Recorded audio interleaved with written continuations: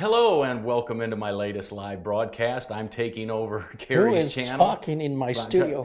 Oh, you are here. Okay, all right.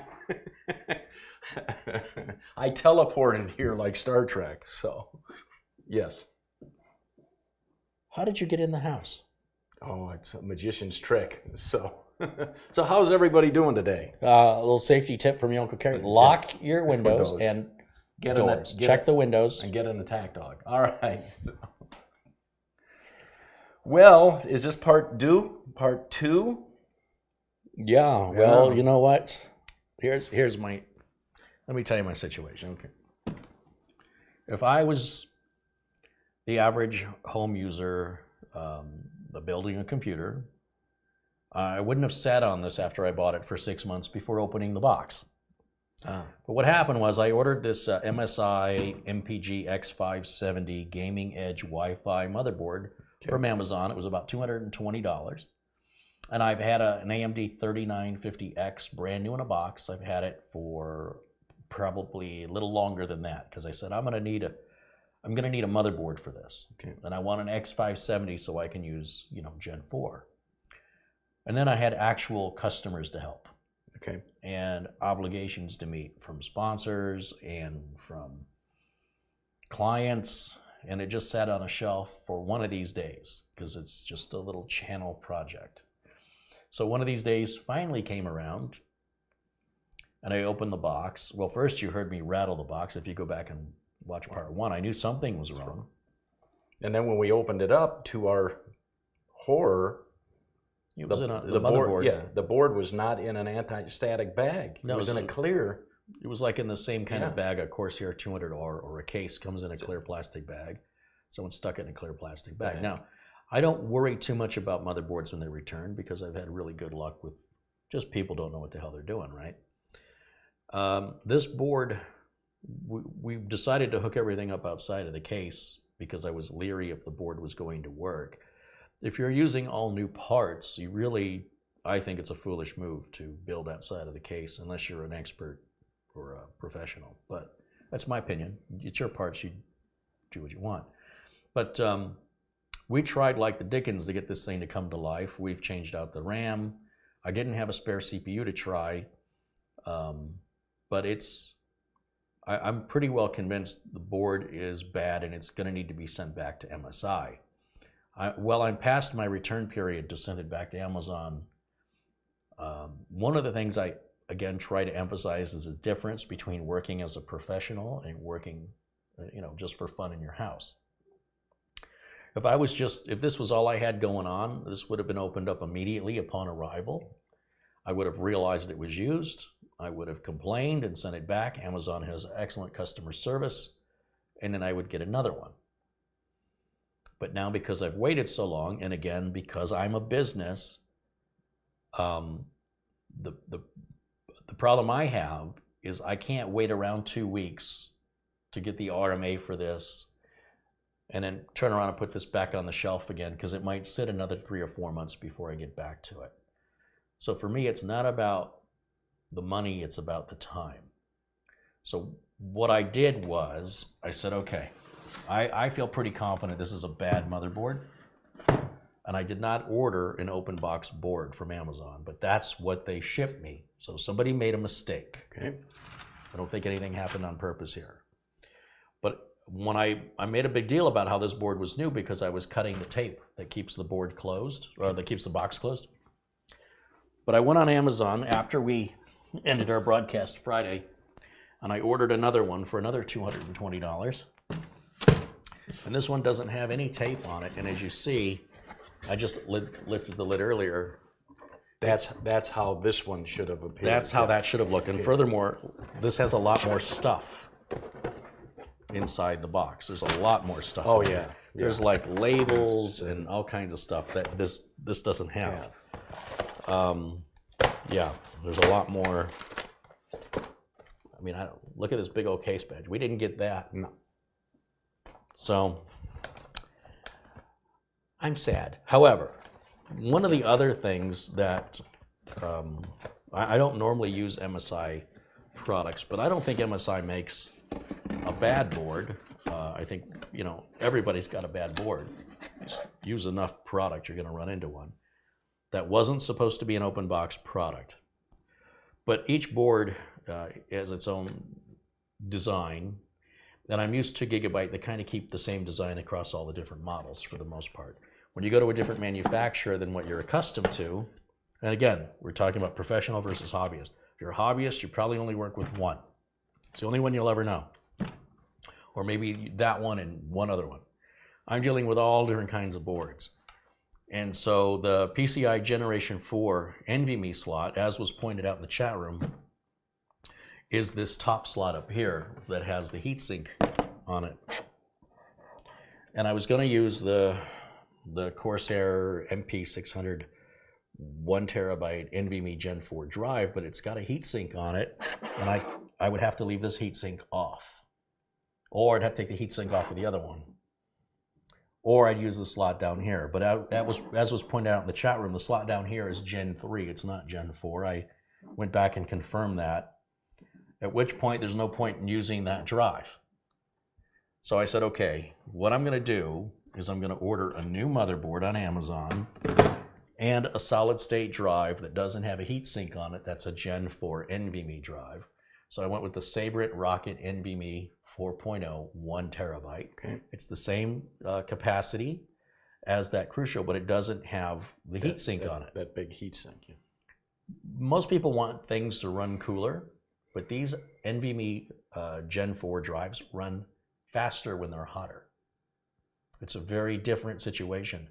You're actually slowing yourself down if you artificially cool it beyond, like if you were to put a liquid cooler on there, you'd be slowing your drive down. This you can confirm if you talk to any of the manufacturers of the Generation 4 NVMe drives about how they like heat to a certain extent. Okay, but in general, we tend to think cooler is better. Okay. But in the case of this, warmer is better. So we're going to use this drive instead of the one with the heatsink so that we can place it underneath the heatsink. Okay. And now because I've been burned,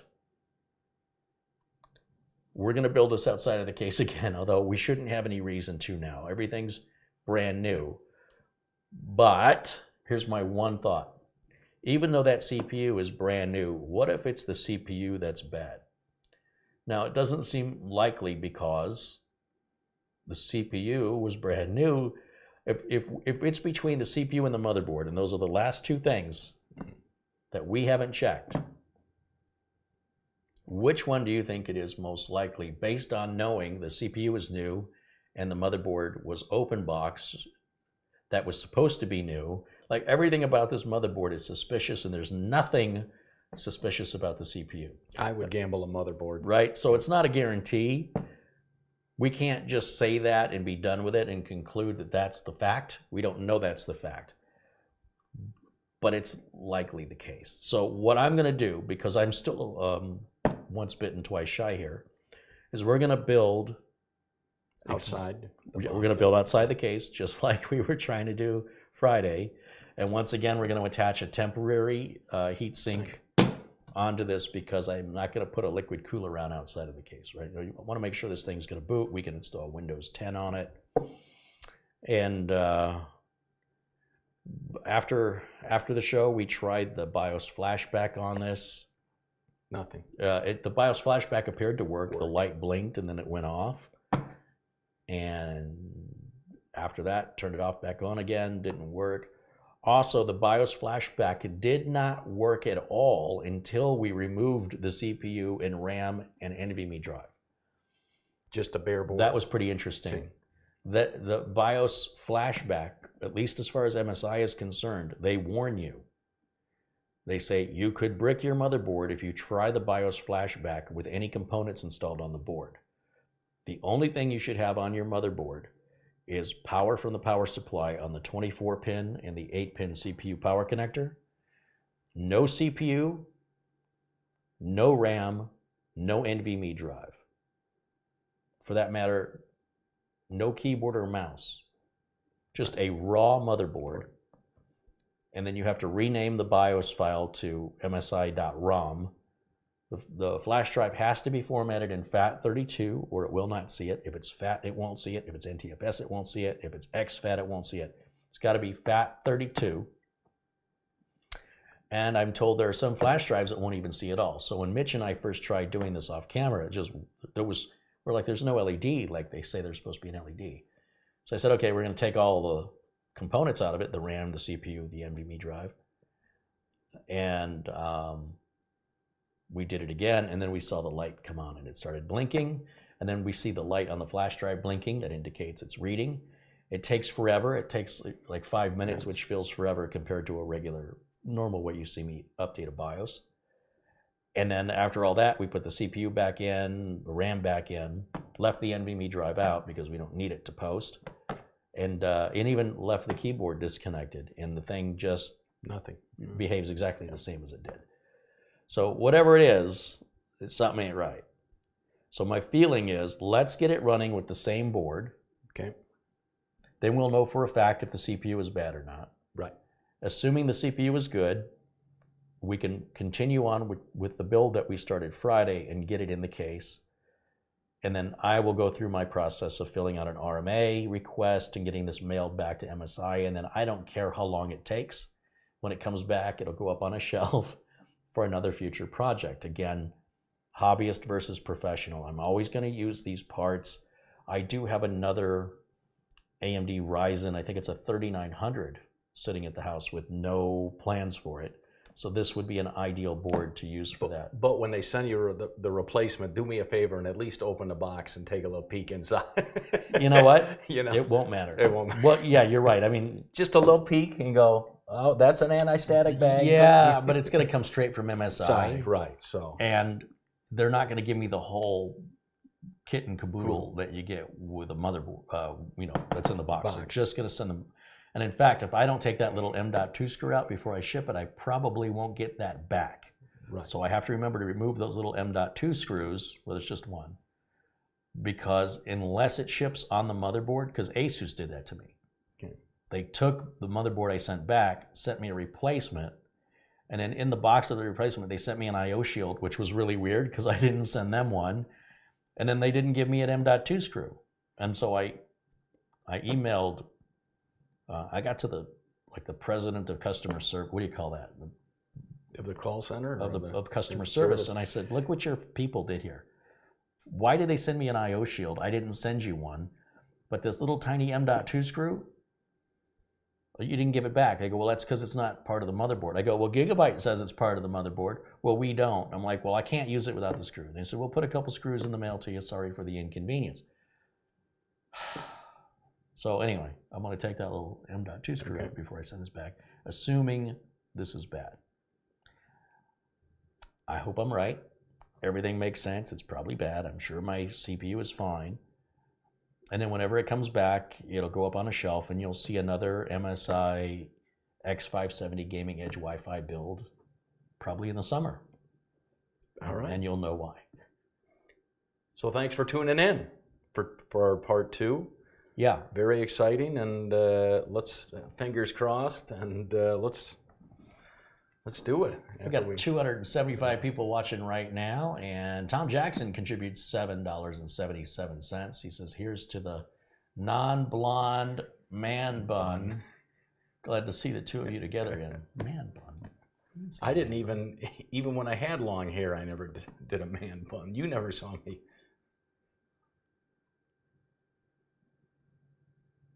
Let's take a look here. Hello to all my friends in blue. Thanks for joining us. See Catherine Anna Hauserman's in there, and Terrell Cochran, and Greg M, Michael M.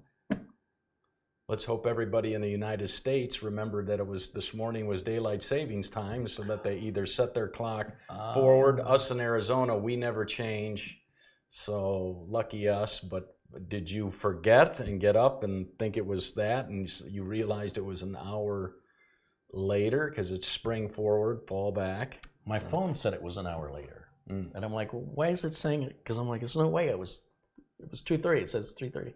So I had to go into settings. No, I had to turn the phone off and then back on again, and then it resynced, and then I had the right time. So I don't know what that was all about. It should have just. But I knew daylight savings was coming up. Yeah. But I didn't realize that fast. Yeah.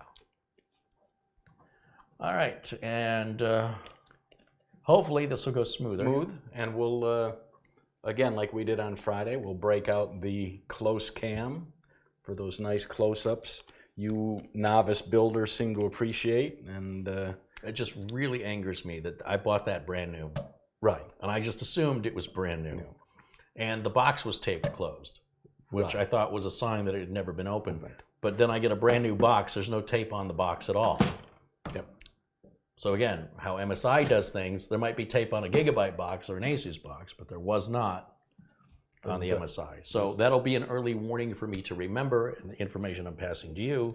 So if you order one and it doesn't have tape on it, because my concern would be if it doesn't have any tape on it, I want to check it. But it's the exact opposite. I guess check it either way, huh? All right, this is what an anti-static bag is supposed to look like in a new unit. Yeah. I'm gonna cut this tape here. Where's those little scissors at?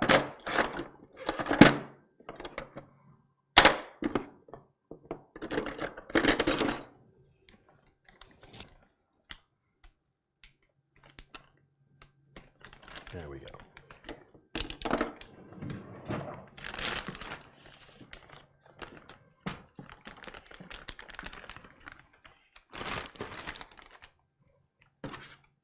Now this IO shield's not bent. Right. Oh look, there's a little over the fan. Yeah, look at that. Play hard, stay silent, zero frozer. You hand me that. Will you hand me my glasses? I want to read what this says here. It's got some small fine print, not large fine print.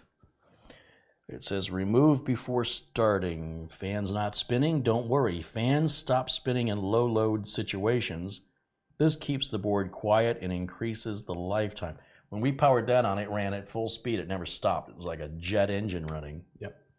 And it stayed that way until I had to manually power off the power supply with the switch on the back of the power supply. All right. We need to take these brackets off. Okay. Is that a number 2? Yeah. Mm-hmm.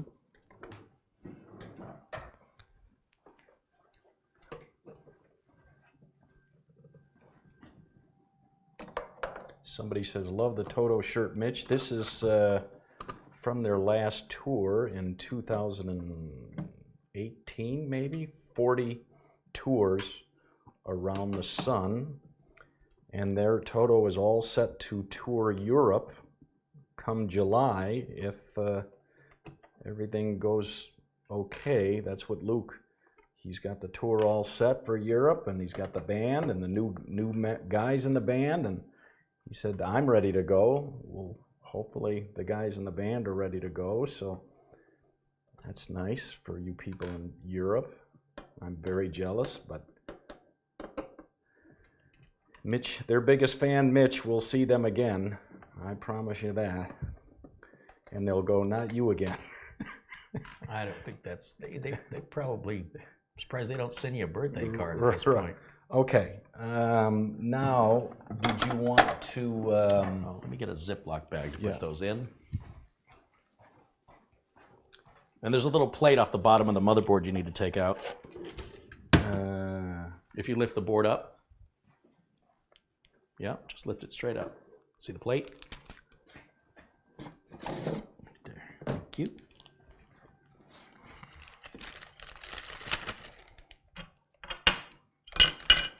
People in chat, have you got big plans? You know what this Wednesday is. Actually, I take it back. We need the plate. Oh, we need the plate. Yeah, that's going to get back there. This Wednesday, St. Paddy's Day, coming from Mitch Morrison, a true Irishman.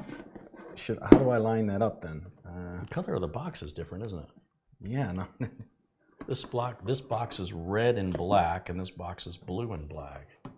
Can I line that up just like this with the plate? Sure. I don't know, Mitch, can you? I'm wearing my short eyeballs. All right, there we go. Beautiful. Hey, what's wrong with short eyeballs? Okay. I've had short eyeballs all my life. And then if you want to remove this, should we click? No, we don't have to worry about putting an M.2 drive in it just yet. I want to go ahead and put the RAM and the CPU in, Okay. and then a video card, and let's just power it on and see if it'll boot. Okay. That's really the only thing I care about right now. Because if it doesn't, then that means I've got a bad CPU, which would be very surprising. And I know all the pins on the CPU look good. Fine. Yeah. We're going to raise the lever as we've done before. I'm not going to go through all the same close-ups Right. we did yesterday on this. This is all the same. And of course, you'll see the difference between me taking 10 minutes to do it, me taking 10 seconds to do it. With regards to the, we need to put some thermal compound on it. So let's do that. Ooh, it's like a brand new tube. Let's use this one. Some stuff left over from Scythe.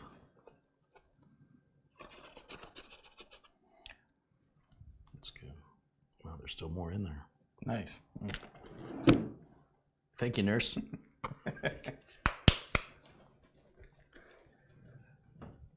So, tell me where it hurts. Doctor, it hurts when I do that. Don't do that. You see this right here? Right? This spot right here? That's the only place it doesn't hurt. And every time we go live, they're in chat. Somebody is always texting, Mitch, tell a joke. So you're in luck. I got a joke. You have a joke? Is this? Oh boy, Yeah, it's going to be a dad joke, isn't it? No. I just got a job in a factory that makes bicycle wheels. You did? Yeah. Yeah? I'm the spokesman. All right, I want to know who's accepting responsibility for that. Crickets? I would never be that bad doing my live stand-up. This lady gets a job at the Tickle Me Elmo factory. And on her first day, you know, after the interview and she starts, the assembly line's getting all backed up at her station. Like it's backed way up. So the boss comes over and he says, you know, what are you doing? And she's like sewing onto the crotch area of these Tickle Me Elmos with a needle and thread. And she said, well, I'm doing what you hired me to do. He said, I wanted you to give each Elmo that comes through the assembly line 2 test tickles. Right.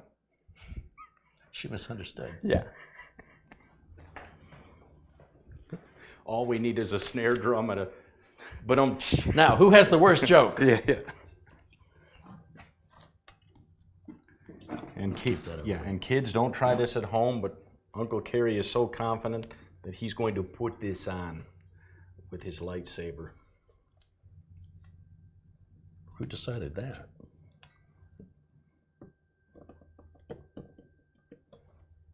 Thank you.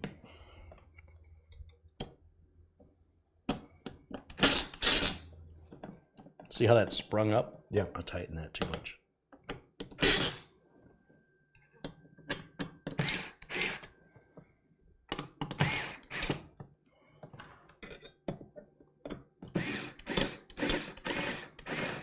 That one's not lined up.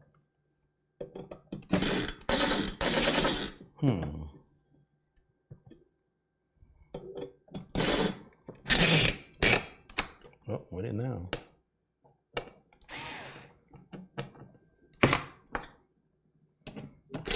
Anybody going to drink green beer on Wednesday, like me, and have, what is it? Is it cabbage? Corned beef and cabbage, yeah. I see they were saying Chicago was not going to dye the Chicago River green as they do every year for St. Patrick's Day, and then they did. Right. So if you Google Chicago River green, it's green. like this big bright neon green. Yeah, you can't miss it. I'm not sure what they dye. Now, did you want to cinch those up with just a regular screwdriver? No, because we're just putting this on temporarily we can test. Like I said, we're going to put a liquid cooler on it. So this cooler, we're going to keep the CPU, but the cooler we just need to have something on there while we're testing. Do we need the RAM? I do need the RAM, please. Thank you. G.Skill, everyone knows if you... Initially, I had that other... So I made a few mistakes when I was putting the parts together, and that is I picked the wrong Gen 4 SSD. I had some plain RAM when this case has a window and it's meant to showcase. So we're going to use, again, the G.Skill RAM that I had as my backup RAM. That's actually the main RAM that should have gone in the system to begin with, because it is a 3950. This is an enthusiast level build, so it deserves enthusiast level parts. Now, don't let me forget, I've left the plastic on here because, again, we're just testing. And before I will put this in the case, if everything works, then I can pull the plastic off. But it's still possible we have a bad CPU. In the 30 years you've been doing this, have you maybe had 2 bad CPUs? I mean, There's been more than 2, but... Well, there hasn't been 6 or 12, has there been? Sure. I mean, yeah, in 30 years? Yeah. Sure. Yeah. But I'm lucky. First of all, manufacturing is better today than it was back then. And even back then, it was pretty unusual to get a bad CPU. And sometimes the CPU would go bad, like you're saying, out of the box, right? Because I've seen people overheat their CPUs and toast it. But just DOA out of the box, maybe a dozen in 30 years. Yeah. Okay. And then just the power supply, which I've left down here. Oh, and the graphics card. And the graphics card, yep. You want to turn that so the fan can breathe. And all we need then is the 24-pin and then the graphics card. No, well, we need the 8-pin CPU. Yeah, 8-pin, yeah. And once again, this motherboard will take an 8-pin and a 4-pin on the CPU connector, and you only need the 8-pin. And I'm going to go ahead and put them both, since this power supply does provide us that. And it's really there for extra voltage. If the person who gets this computer wants to overclock it, they'll definitely need that extra 4-pin power for the CPU. If you're not going to overclock it, you don't need to hook it up.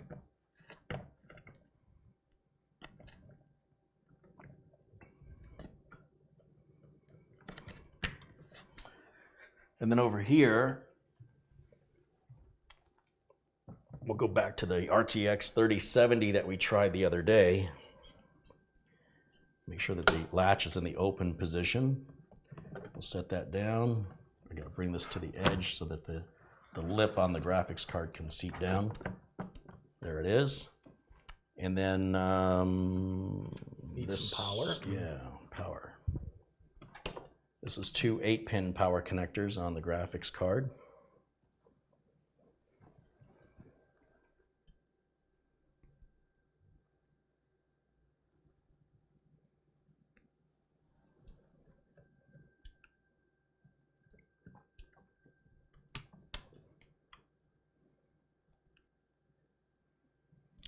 Now this, as I mentioned, this is not a customer's build. And this really isn't even a channel build. What this is for is so we can test the case and liquid cooler that the good folks over at BeQuiet sent. So all of this has started so I can test a cooler in a case. And of course, once that evaluation of the cooler in case is done, this system is available for sale. So if you guys are interested in it, and you can modify it, you can change the amount of RAM or the kind of RAM or storage or GPU, but this has to have a GPU because it's AMD. And it's interesting that BeQuiet calls this case a mid-tower. Well, we'll get back to that. When Carrie and I saw it, we're like, this I would consider a mid. Yeah, well, that's a micro ATX board in there. Oh. So it couldn't fit a full-size ATX, and now, do you want a proper mid-tower would take a full-size. Now, do you want to use keyboard and mouse, or you don't even want to risk that? I'm confident that it'll... Will you hand me the little power-on switch thingy? Yeah. Yeah, let's leave the keyboard. We're very technical here, chat. The power on thingy. Oh. Yeah, my header. Yeah. My front I/O.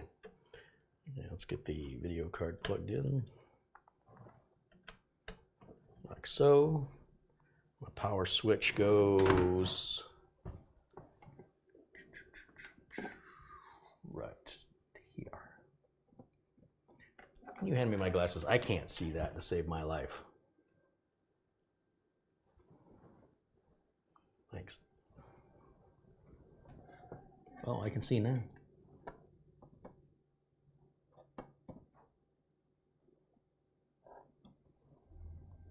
Ooh, we got a little bit of a bent pin right up here.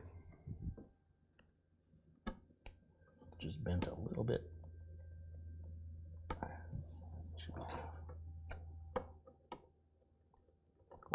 There it goes. Okay. I'm gonna switch the camera to. I don't think I'm plugged in. No, I'm not plugged in. Hold on.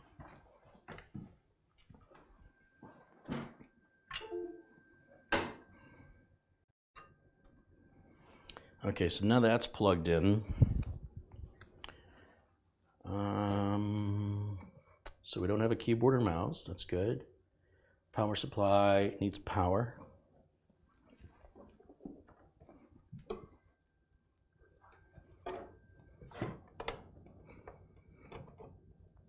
Flip that on.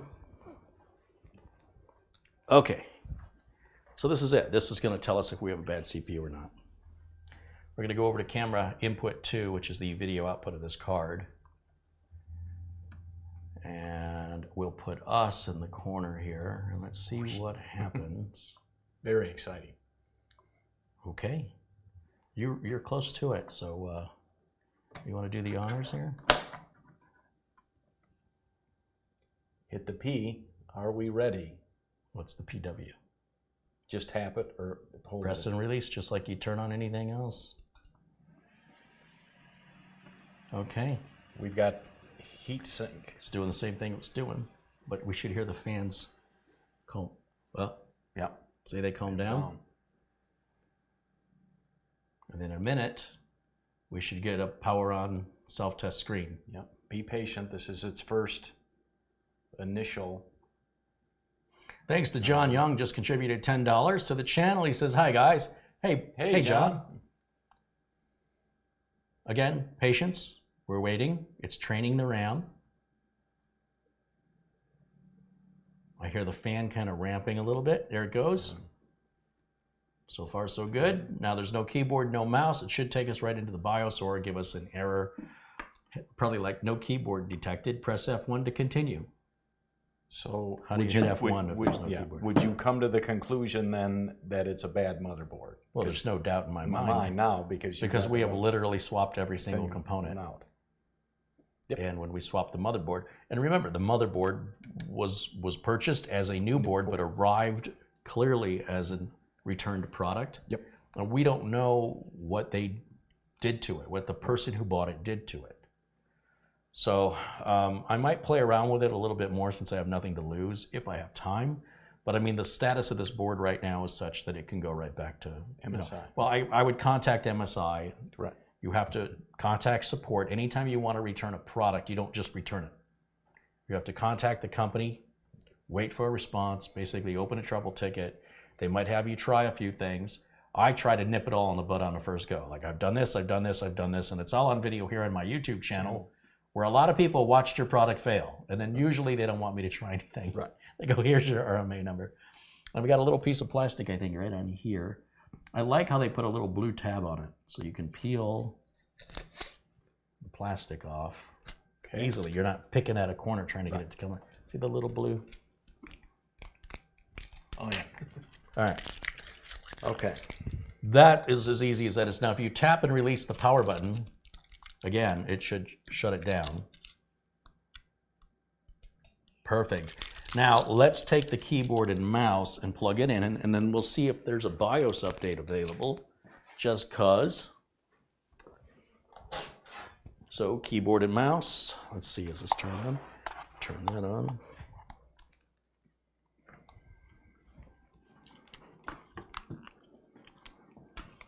Plug that in somewhere.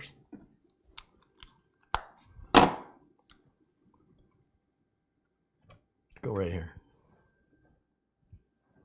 I just like it where the keyboard goes. Doesn't really matter. Yeah, is this top? It only goes in one of two ways, so it'll take you at least 3 different tries. I don't want to force it. You got it right. You are going to have to use a little more. A little more muscle. Wiggle it a little bit. There you go. Is it all the way seated? Perfect. Nicely done. All right, power it back up, and let's check and see what version of BIOS this has on it.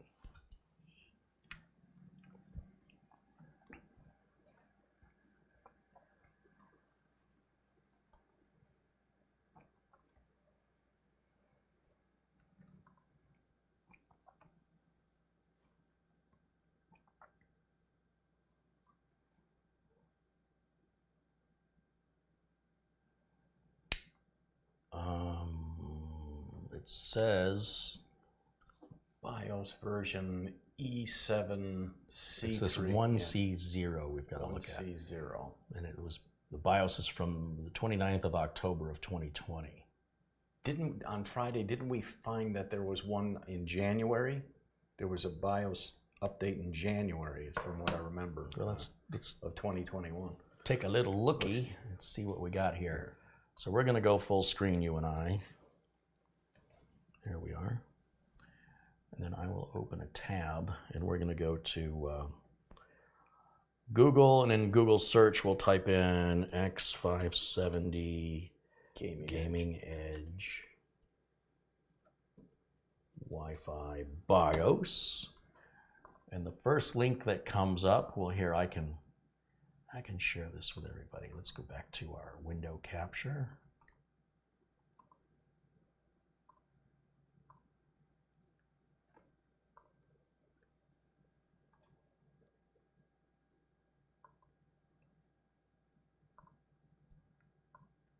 Okay. So now looking at,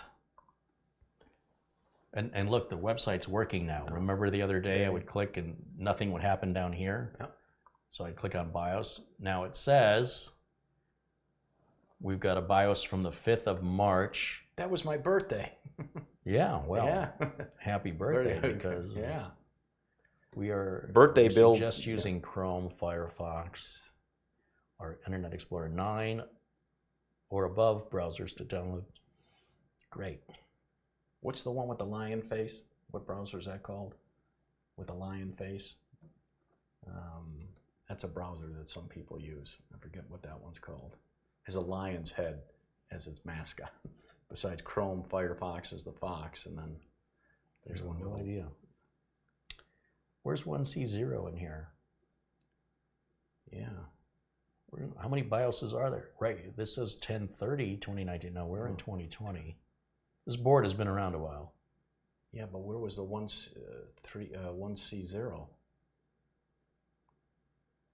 Well, that says it was released November 4th, 2020. That's Oh, there it is, 1C. C, yeah. 1C. So the zeros, Yep. it's like a decimal point. Dewey Decimal. All right. So then there was another one here, 1D, and this is beta. Ooh. So I'm going to stay away from that. beta.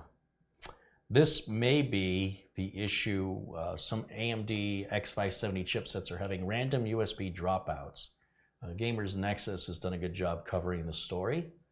Again, not a problem you'll have with Intel, but So I was right in January, yeah. so January 26th, that's the one we're going to want, so we'll download that. Okay, and then let's bring us back on camera here. And I need a BIOS flash drive, and I'll extract the file to the flash drive, which I'll plug in here.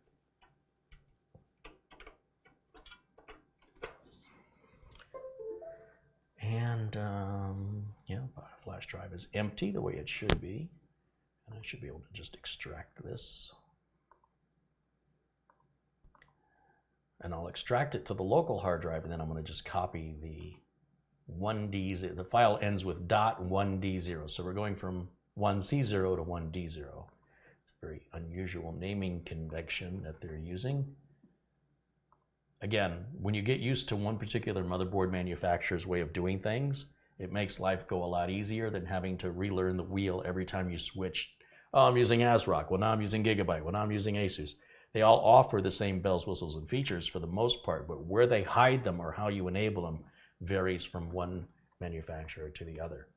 So with that done, now we can flash the BIOS. So to flash the BIOS, I'm going to just grab the flash drive here and yank it out of there, and we'll put it in any of these ports and let it sit there for a second.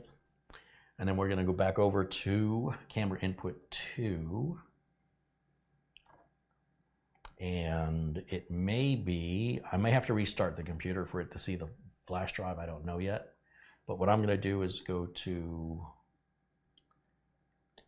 where's it at? Is it down here? No. F12, I guess, takes a picture of the BIOS. There's a little camera up there. Advanced F7, settings, overclock, M-Flash. That's what I want. You want to enter flash mode? Yes. Oh, well, it's definitely going to see the flash drive because it's turned itself off. Now it's turning itself back on again. That's weird. Wasn't expecting that. Again, Gigabyte and Asus boards don't do that. And I don't use MSI boards very often. Let's see what it does. Any minute now. Something should happen. Enter flash. Wow, it's like DOS. Wow. Did we just go back in time? Yeah, time machine. Holy smokes, MSI does not have their act together when it comes to this compared to their competitors. 1D0. Yeah, so I'll point on that and click it. I want to select this file. I do. BIOS is updating. Don't shut down or restart your system until the BIOS update process is completed. Notice, mouse and keyboard would be locked during updating. They would be or they are? Oh, they are. They are. That's, again, some bad English coming from the folks at MSI. It shows down at the very bottom. You see where it says 5%? And you see the V1.C0, and then there's like an arrow. They have this wonderful graphical interface called the ASCII keyboard, and they're using an equal sign and a greater than sign to form an arrow. Ah, yes. So it's saying 1C0 to 1D0 with the date of the 1D0 BIOS. That is old school. Yeah, I'm not sure why they're doing it this way, but again, each manufacturer has their own, and if I was just selling a lot of MSI boards, I would think nothing about this. I would say, well, that's normal. What are you talking about? So this goes against my version of normal, which is defined by Gigabyte and Asus. How are we doing in the chat room? Frankie B contributes $20. Is Carrie and Mitch? It's called the Brave browser. With the lion face. That's right. I've never used it. Oh. That's why I've never seen the lion face. I don't know what you're talking about. I was going to guess Brave browser, but I honestly don't have a clue what its logo is. I tried it once. Yeah.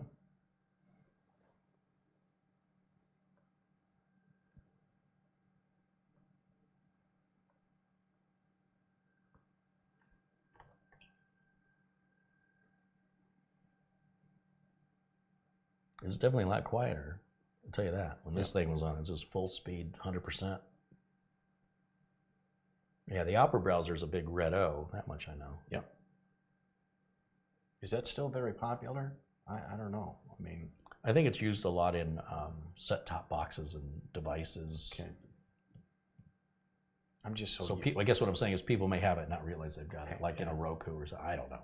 I'm just so used to Chrome now. I mean, Opera's focus was on getting into manufacturing, so that it would be the browser that the manufacturer would select for whatever the product is they're making. So, but just because it's not something you use or anybody uses it, people probably are using it and don't realize it. Michael says, what is the reason you update the BIOS like this over just going to QFlash in the BIOS itself? This is the QFlash in the BIOS itself. That's what I'm trying to tell you. This is it on MSI. It's very different from, this is the only way. When you're in the MSI BIOS, if you want to flash, there's only one menu option. You don't get other ways or other options to flash in the MSI BIOS. This is it. What you see is what you get. No options. I suppose we could look at, you know, if we installed Windows 10 and went to the MSI website, they might have like the gigabyte Windows version of BIOS updating, like their utilities, but I just couldn't be bothered. I think they called it Dragon something. But yeah, there's no Q. This is QFlash. This is MSI's version of it. That's why I say when you get used to a certain manufacturer, you might think something's wrong, or you might think that there's another way. There's no other way from the BIOS. This is, I'm going to sound like the Mandalorian. Well, this is the way. Well, this is not very flashy, i.e. It's not very flashy. i.e. quick. It is.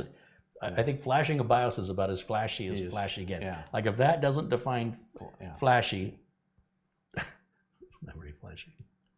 Or speedy. There's a better word. Yeah. Polished. Polished. It's not very refined. It's very rough around the edges. Especially for a $220 motherboard. Whew.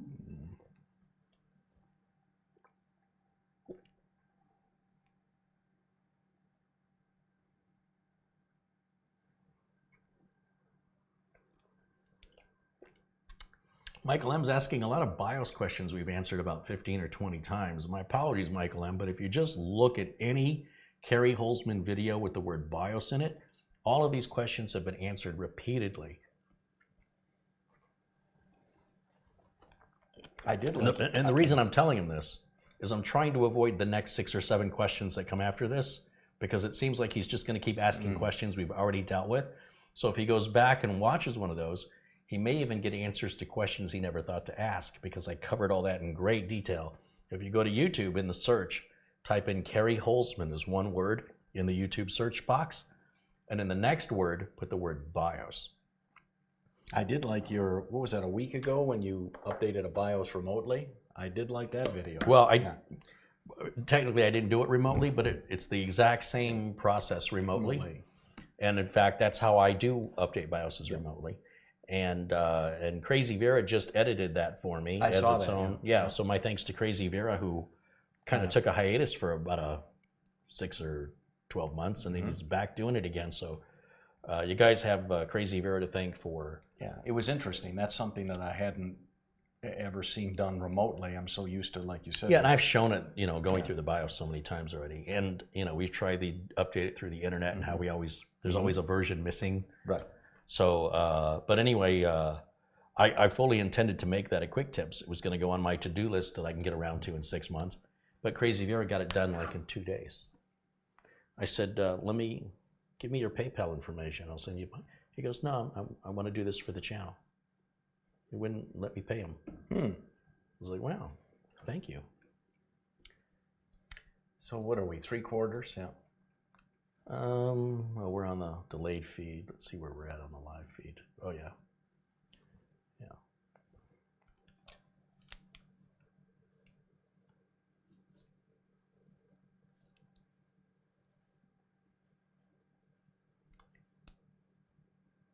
I've never tried Pizza Hut Detroit style pizza. Ooh. Yeah, save yourself. Yeah. Don't do it. Don't do it. Mitch and I, big thumbs down. We for celebrated me. your birthday with a Detroit style pizza from Pizza Hut. Yeah. And then I had to correct for that the other day where we went to Grimaldi's and got real pizza. Right. Not Detroit style, but Pizza Hut's regular pan pizza is way better, in my opinion, than what they're calling a Detroit pizza.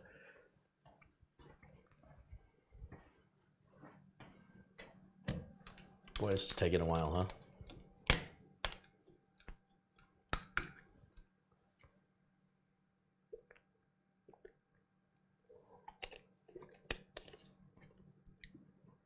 Just about there. Now it's speeding up, yeah.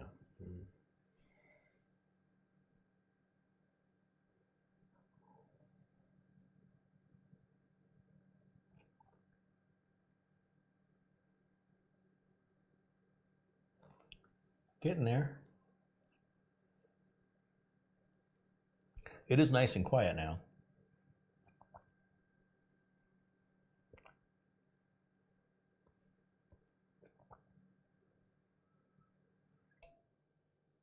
Did you hear it click? Yep. And now it's going to turn itself back on if we just wait. Mitch and I are just standing here. I've got us off camera so you can pay attention to what's on the screen so that we're not covering any vital information in this process. And when it says no signal, it means literally the video card's not sending a signal to the capture card. And that means the system is in a boot process, or it's not working, one or the other.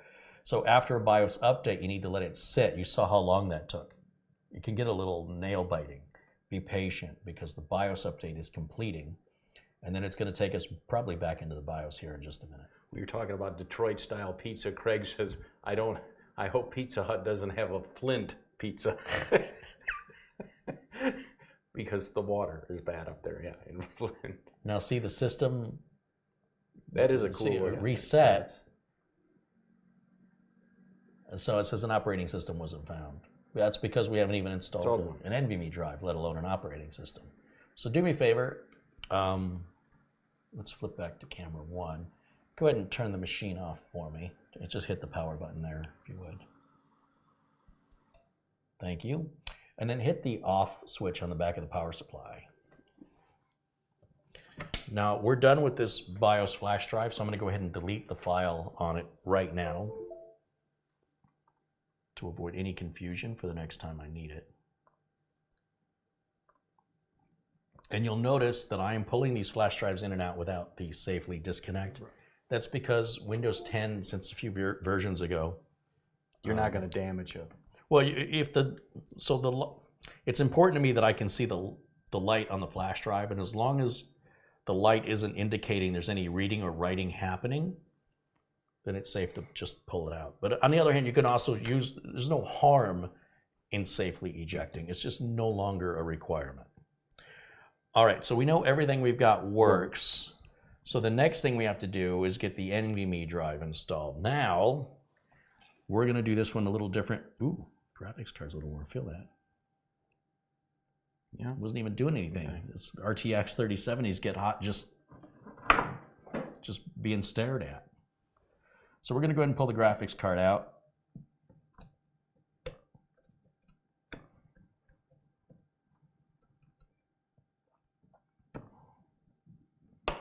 And I hit that little switch. See, I don't need my tool for this. Okay. I would if it was in the case.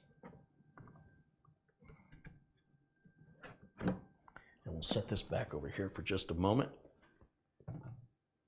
Now, what I have for an NVMe drive, let me see. Where's my knife? A nice 1 terabyte. Yeah, away. I think my flipper's broken. Yeah, you need to oil. Earl it. Earl it? Earl it. I'll bring this up to the camera so people can see. I like Sabrent's. Sabrent makes you feel like you bought something fancy. And it's kind of wasteful, but you know, you have your generic, everyday, ordinary. It's going to focus on you, Mitch. Let me stand in front of you so the camera will focus on this. There. So this is $150 for 1 terabyte. It's not. Look, you should be able to get a terabyte NVMe for about 100, 110 bucks. Okay. But this is Gen 4. So when it comes to Gen 4, the price goes up. And so 150 bucks was about the best deal I could find with or for a Gen 4 NVMe 1 terabyte drive that did not already have a heatsink. The heatsinks add more cost, obviously. But what they do is they put it in a tin. See that? Make it feel like it's fancy. It's like an old cigarette box. Remember cigarettes? I do, yeah. And then this opens like a book. Do you remember books? Virginia Slims? Oh no, those are telephone poles. Yeah. So we've got a little documentation right there. And then there's a little cardboard covering up the drive.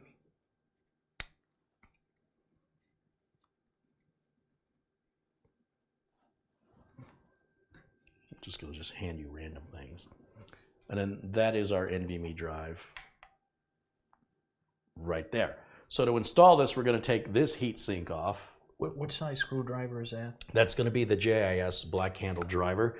Let me grab the other camera so we can see we can do little close-ups on this since we didn't do this and earlier. And this is interesting. Well, that's debatable. Depends. Thrilling. All right. Let's see if I plug that one in here. And there's an on switch back here somewhere. It's a little tiny switch. It's kind of hard to get to. There it is. And then I got to turn this one on over here. The switch is right there. I have no idea. I haven't charged this thing up, so I have no idea.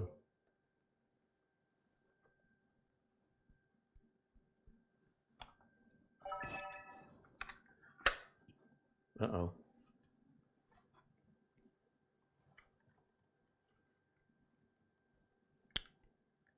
You know what? I think this battery is dead on the HDMI transmitter, but we have a spare one. So I was kind of hoping I could measure the length of time I could get out of one of these, but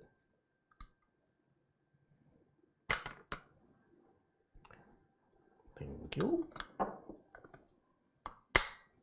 Now it should turn on. Yep, there it goes. We'll give that a second to initialize, and then we can move in for the close-up. Then you'll have to switch cameras. It's initializing.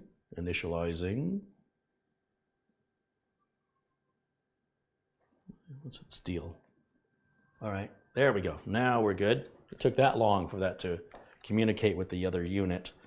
And then what I'm going to do, I'll step around here just to do this. Now you'll have to turn down the TV. Apparently it shouldn't be transmitting my audio. Hold on. Something's messed up. Okay, that should solve that problem. No, it hasn't solved it. The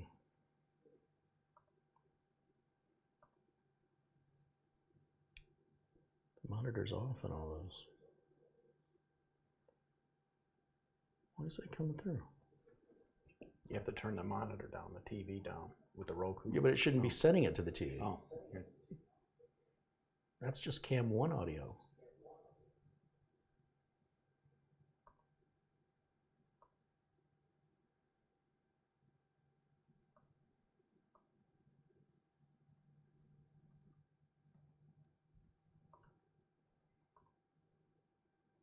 Yeah, I don't know what that's all about.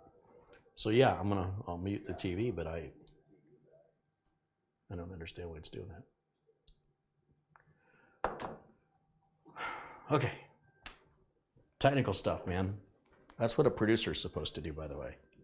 Not you, not me, but a third person that doesn't exist. Okay, so here we are. There's the back of my head. And boy, my hair is just terrible. It'll all be gone soon enough. Yeah. All right, let's switch over to this camera I'm holding right here. There he is. This is what it looks like, in case you were curious, Mitch. Whenever I talk to you, this is the view I have. Okay. All right, that might be a little exaggerated. Okay, so this is what we need to remove. Yes, sir.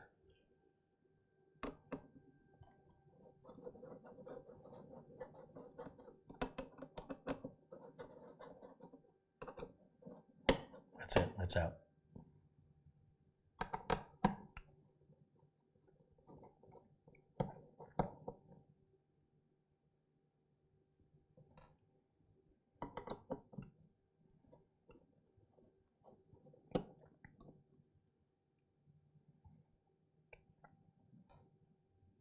Come on, you little...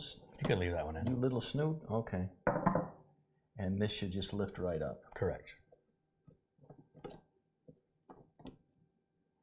And see, you can understand my dilemma is if I put, you see how big that heatsink is? Hold that heatsink up.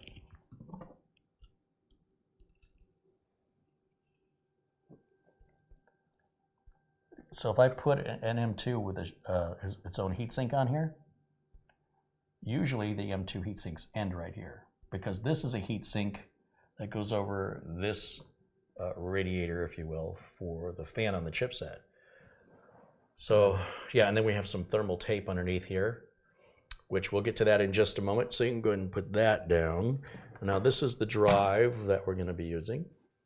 And do we have a screw in there? We're going to take the screw. Is there a screw? Hold on, before you take it out. Do we have, there's no screw there? Okay, well, I'll tell you what, let's steal the screw from this one. Yeah, let's go ahead and we'll just, it has to come out anyway.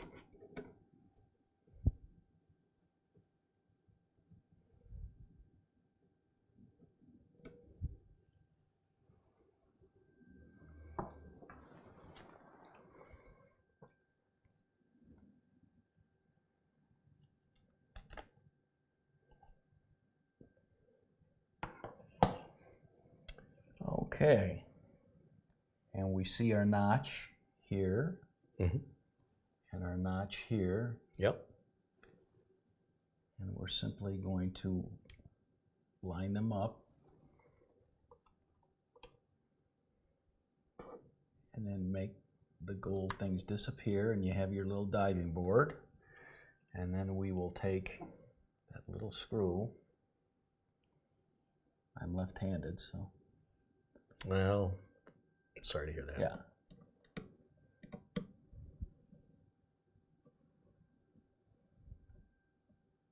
Just till it stops. It's not stopping. Well, then it's not. Oh. It's not in the hole. The screw's not that deep. There it stopped. Check my work. Let me see. It really doesn't matter.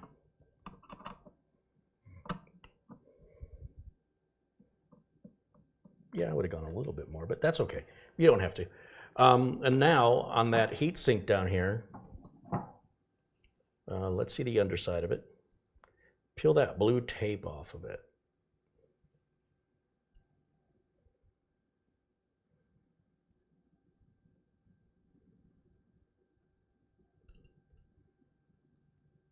And just set it down.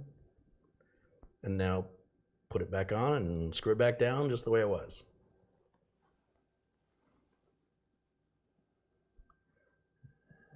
Where does that sit in? Is it...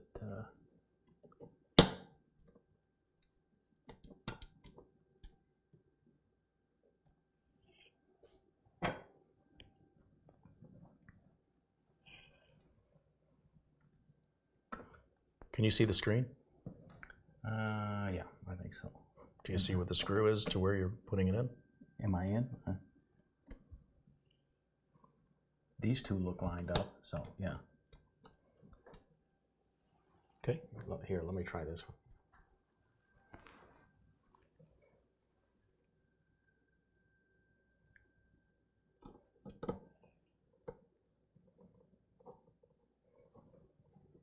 Don't tighten it all the way. Oh. I'm worried about this one. Why it feels like it's up. Why is this angled up?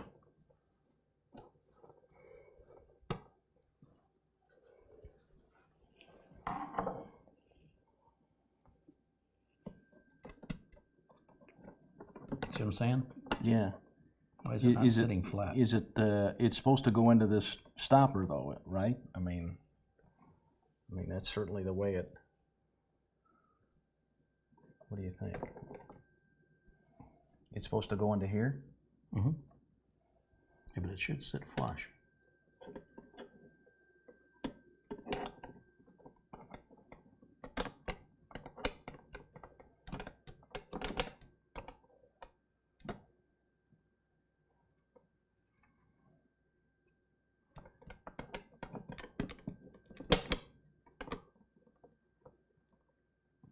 You know what? I think it was catching the edge of this latch. This latch right here was kind of resting on the edge of it. Okay. So let's start with that screw because that's the one I'm worried about. It's off.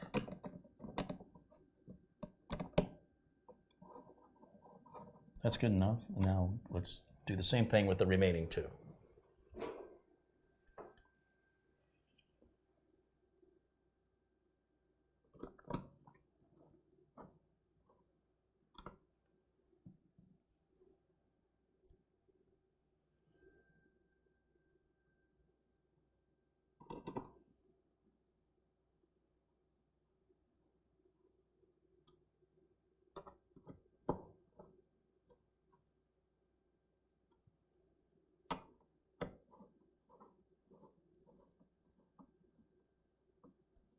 Now, because that's a heat sink, you want to go a little past snug. What does that mean? A little past snug. Gotcha. Yeah, that's looking better. That's what I'm talking about. You want that heat sink to really have a firm connection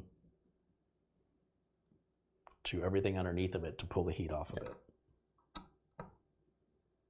Yeah, I like that you're going back and checking, especially after one screw is loose. Sometimes when you tighten one, then others will loosen. Nicely done, nicely done. And it was that easy to install our storage. I mean, a storage, 1 terabyte, that easy. Okay, so I'm gonna move us back now, back to camera 1. Okay. Try.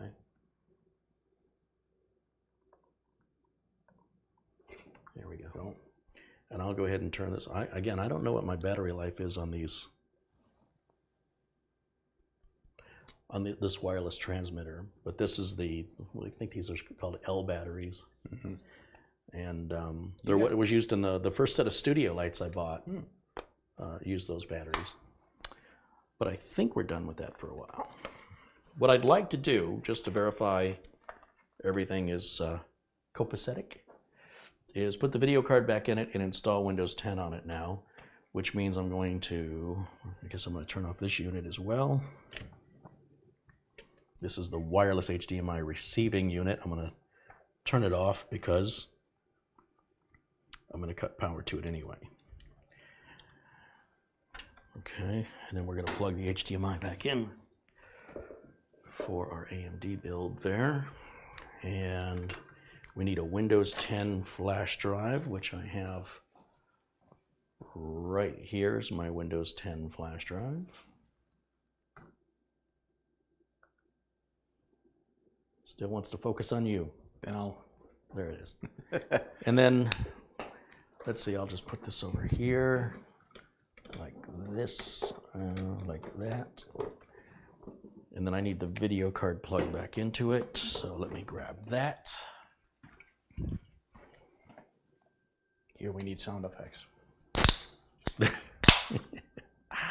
Open the latch back up.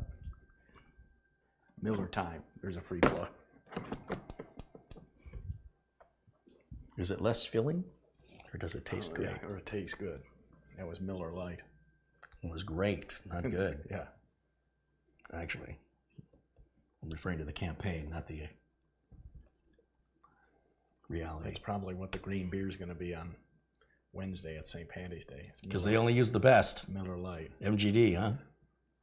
Or Pabst Blue Ribbon, PBR.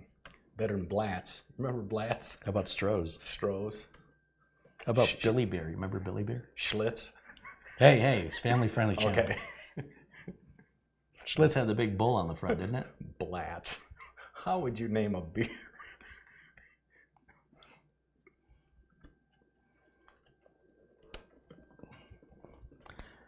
Okay, now in theory, we should be able to power this on and begin our Windows 10 installation. Got to turn the Who has to do that? the doodad, whatever this is called. The power supply. Can I turn it on in the on position? Whoops. Something happened.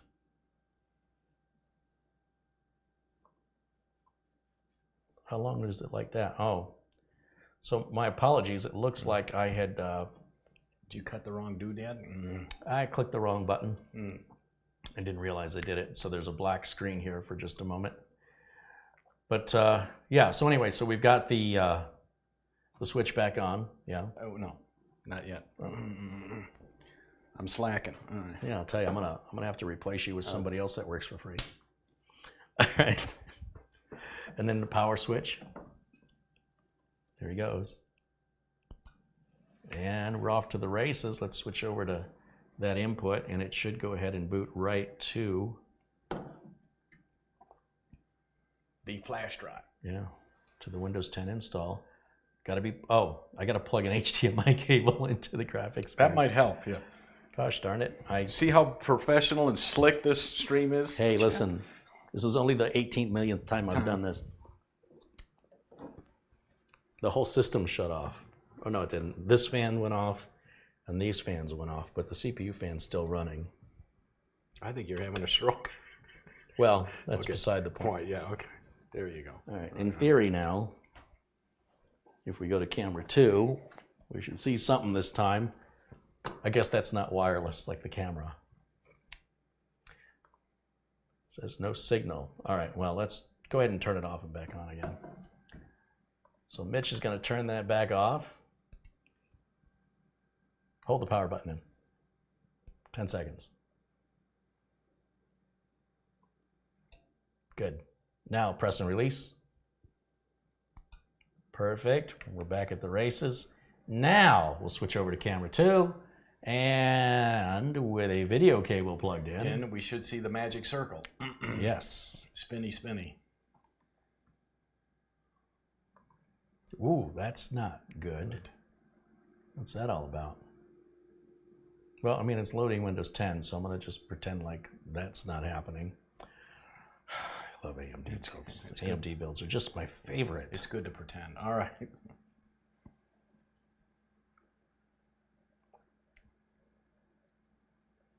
You've seen this chat a million times. Windows 10 Pro. I'll narrate that. Next. Always choose custom. You can see our 1 terabyte NVMe. And watch how fast this. Oh, wrong keyboard. Yeah. I want to go on this keyboard. There we go. And then we're still here, ladies and gentlemen. Just put ourselves in a corner, I suppose. It's not going to let me put us in a corner. We'll just try again. It's still not letting me do it. What is it moving? Oh, we moved the other one.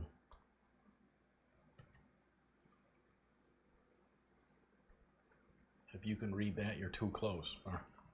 If you like what you're seeing, hit that thumbs up. And if you want to know when new videos are available, be sure you subscribe to the channel. That's by hitting the red subscribe button underneath the video and activate the bell button if you want notifications.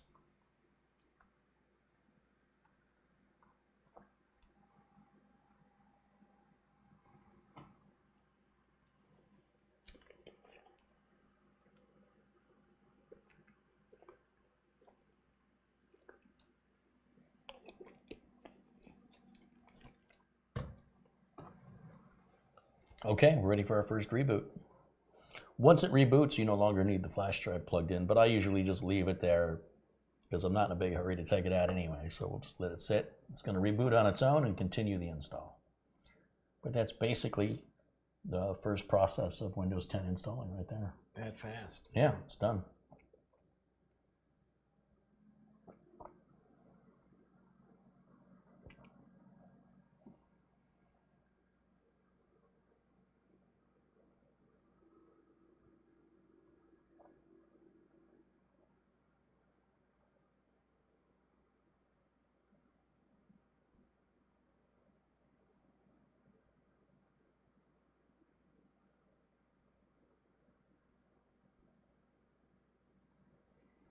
With the NVMe drive they use work on a B450 Gaming Pro Max. Any NVMe drive will work on any motherboard that accepts an NVMe drive. Whether or not it works at the Generation 4 speeds, performance levels, depends on if your board supports Gen 4. But if your board supports Gen 3, then the drive will work at Gen 3 speeds, meaning that you spent more for a drive than you needed to, unless you're planning to upgrade your board to one that supports Gen 4. Looks like it's rebooting again, huh? What's that all about? Oh, it normally does 2 reboots. So you say. Yeah, no, it's Okay. normal. Because remember in the Y3K problem, it did it after the second reboot.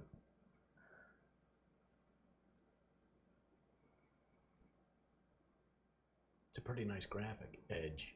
I mean, if you leave the system on 24/7 like I recommend, you'll never see that. Right. You might see it 2 seconds every other week. And now we begin the United States. Oh yeah. It's your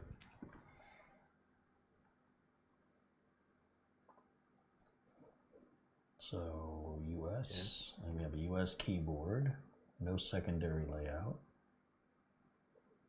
Don't have an internet. Always tell it you don't have an internet. Continue with limited setup. I'm just going to type in user, no password. I turn all this off, but the location settings. That way when daylight savings hits, it activates according to where it determines your locations. But you could set this by hand too. You missed one. I did? Oh, thank you. And again, you can go in the control panel, and it's not like it's a one-shot deal. You can turn that on or off. I don't want Cortana. That was the last question. And that's Windows 10. I mean, pretty much that's all there was to it. Now we can plug it into the network and look for updates. Okay. It's a little noisy. But this isn't the cooler we're going to stick with. Right. It's really not an adequate cooler for this chip, but for what we're doing, since we're not pushing it really hard or overclocking it, it's adequate for this use case scenario in its current situation.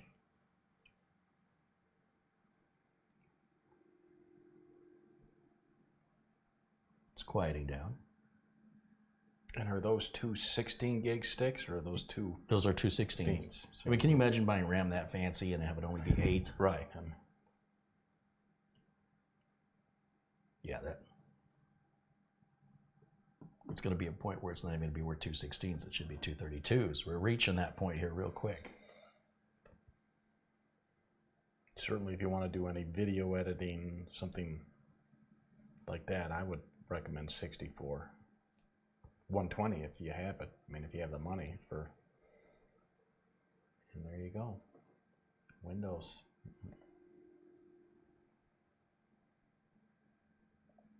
Well, it's going to do a bunch of stuff here. I'm going to hit get started. Even though we don't have an internet connection on here, I'm going to go through this stupid thing. I'll just say complete it, continue without signing in.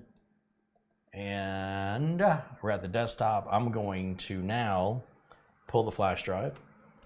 We'll put that away. And I'm going to grab my Ethernet cable that I've got laying on the floor that I've almost tripped over about 6 times.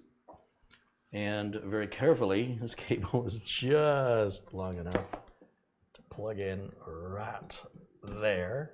And in just a second, it's going to say, hey, yeah, there's a new network detected. Do you want to be able to let this computer see other computers on your network and let those other computers see this computer? And I will tell it, no, I don't, because this is not mine. Well, I mean, technically it's mine, but I'm not planning on keeping it. And now it's already begun installing or downloading and installing Windows updates in the background. But I'm going to additionally, while it's doing that in the background, force it to do it in the foreground as well. Okay. If that doesn't sound confusing.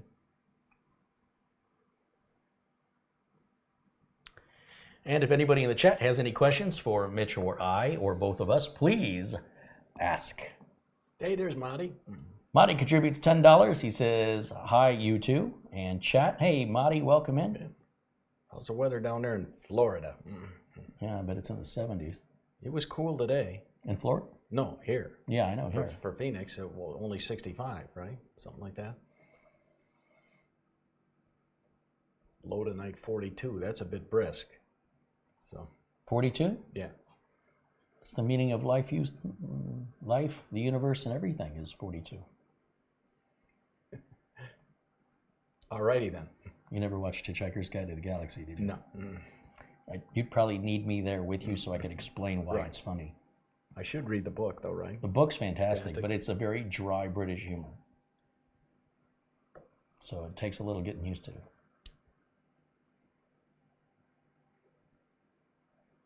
And I'm with you. I don't like the fact that it says restart required while it's Yeah, downloading. well, that well, the bugs me. question is, does it offer us the restart button?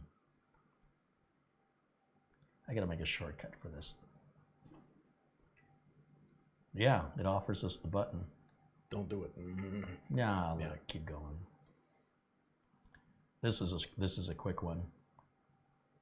This is a quick one. This is, I don't know. This is a bigger one. This cumulative update's a bigger one. What's the one below that? A net 1951.131. An Intel net. That's the Intel network adapter on this AMD board. It apparently has a network interface card using an Intel chip. Not too many updates compared to other boards you've done where there's been a ton. Well, it's just the first round, and we don't know what's going on in the background. You see it's grabbing some chipset stuff here. Okay. And the Avolute, which we saw the other day, they informed us was the audio chip on these MSI boards. Whatever. I've never heard of Avolute before, so but that's the sound chip.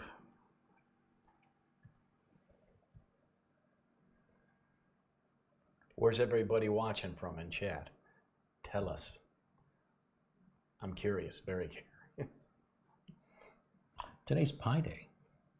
Pizza Pie Day, not regular pie, right? Pizza. Pi, P-I, like G. Oh.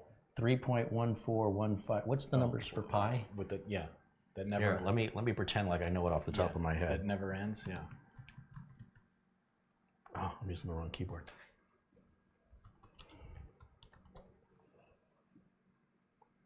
.14159. I like to remember like the first 6. But what it would be great is if I could remember, let's say, the first, I don't know, 100. 3.141592653589793233846264338327950283953279502379509 9375944592307816406288620389986280348253421706791170679. Did you say Wait a something? minute, did you just say 3.1415? That's my favorite number. We'll play the Powerball, see where that gets you.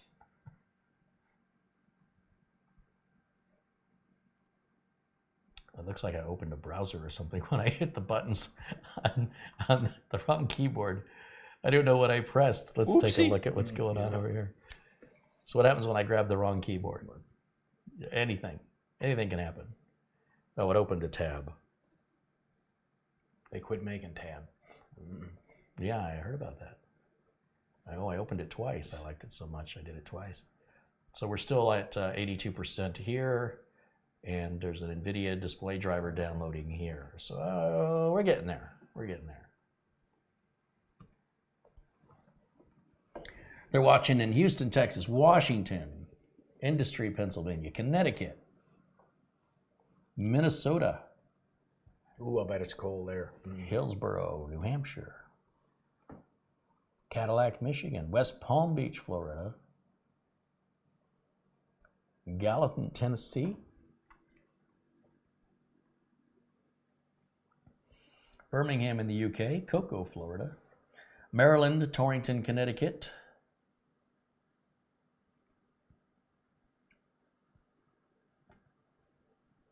Well, thank you for tuning in to this riveting live stream.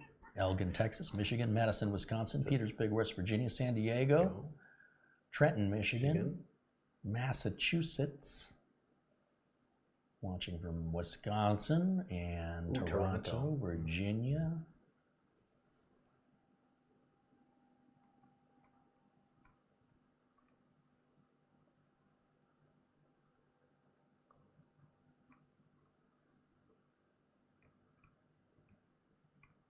Let's see what else.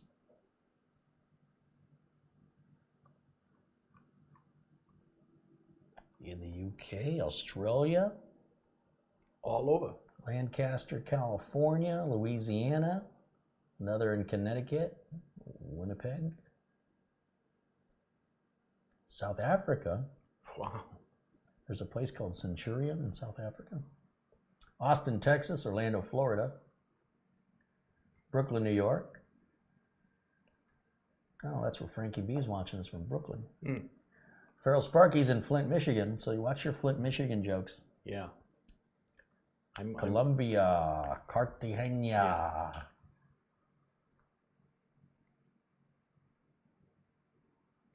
More in Pennsylvania.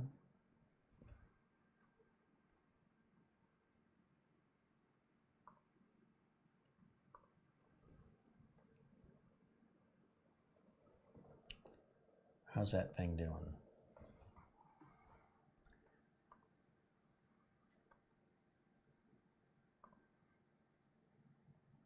It says 100%. We're still at 38% here. We're getting there. So 100% on the cumulative. It just went to 39% on the display. The display driver is like 550 megs. And this is a pretty slow download. So we're, the internet rather that I have here is pretty slow. Still working on that, by the way. Mm-hmm. Haven't made any progress, but I'm you know. Drone Shot says, Kerry, howdy from Michigan, go blue. Agreed. You get spoiled. Both Kerry and I have Gigablast. Not here though. Him at Studio A and me at Morrison Manor. Were you ever able to get more than that 330 megabytes per second thing on fixed? Stormtrooper? No. I've been getting a lot of folks, let's ask the chat room because maybe somebody knows about it now, but I've been having folks contact me, and Mitch is one of several that have contacted me that, well, they have computers that at their maximum download they can get is like 300 and what? Like 330? 340, something like that. 340 megabytes a second, or megabits. Yet, you can call the cable company out and they test it and they're like, yeah, you're getting 1,000. So then I send Mitch home with a new computer. 2 years ago, the Black Birthday build gets boom, 1,000. Boom, 960. Right. So there's clearly a configuration issue. Now I think we changed on Stormtrooper. We changed the power supply. We changed the motherboard. I think I had an SSD as an operating system. I think we put an NVMe in it, and just cloned it. That's the problem. So we did not do a fresh. And that's what the advice you said. Look, if you want to end this, do a clean install. Do a clean, and you're like, I would bet. But there's got to be a way to fix it. Yeah. A clean install to fix a problem is not a proper technician's way of doing things. And I don't want to do that. And isn't there, instead of a clean install, there's that repair where hopefully you wouldn't lose anything with a Windows repair, where it Windows 10 allows you to keep everything in place or to wipe everything out. Like the difference between, let's say, wanting to sell a computer to somebody or versus, you don't want to reinstall all your apps. However, even that I think is kind of a shoddy way to fix things. We should be able to find which DLL file or driver file or registry setting is causing this, because you're about person number 6 or 7 or 8 that's brought this to my attention. And every time I bring a computer over there to test it, like my laptop, I can get, if it's not 1,000, it's like 980. It's a lot better than 340, I can tell you that. Then I can go look at the customer's computer, and the customer's right, they're getting 340. We update network card drivers, we update the BIOS. I think the reason we changed your power supply had nothing to do with this. It was because I think you just had a crappy power supply. It was making me nervous, or maybe it was making noise. I can't remember. But I didn't honestly think that was going to fix it. But I think because we were putting a new board, I didn't want to jeopardize the integrity of the new board with a cheap power supply. Right.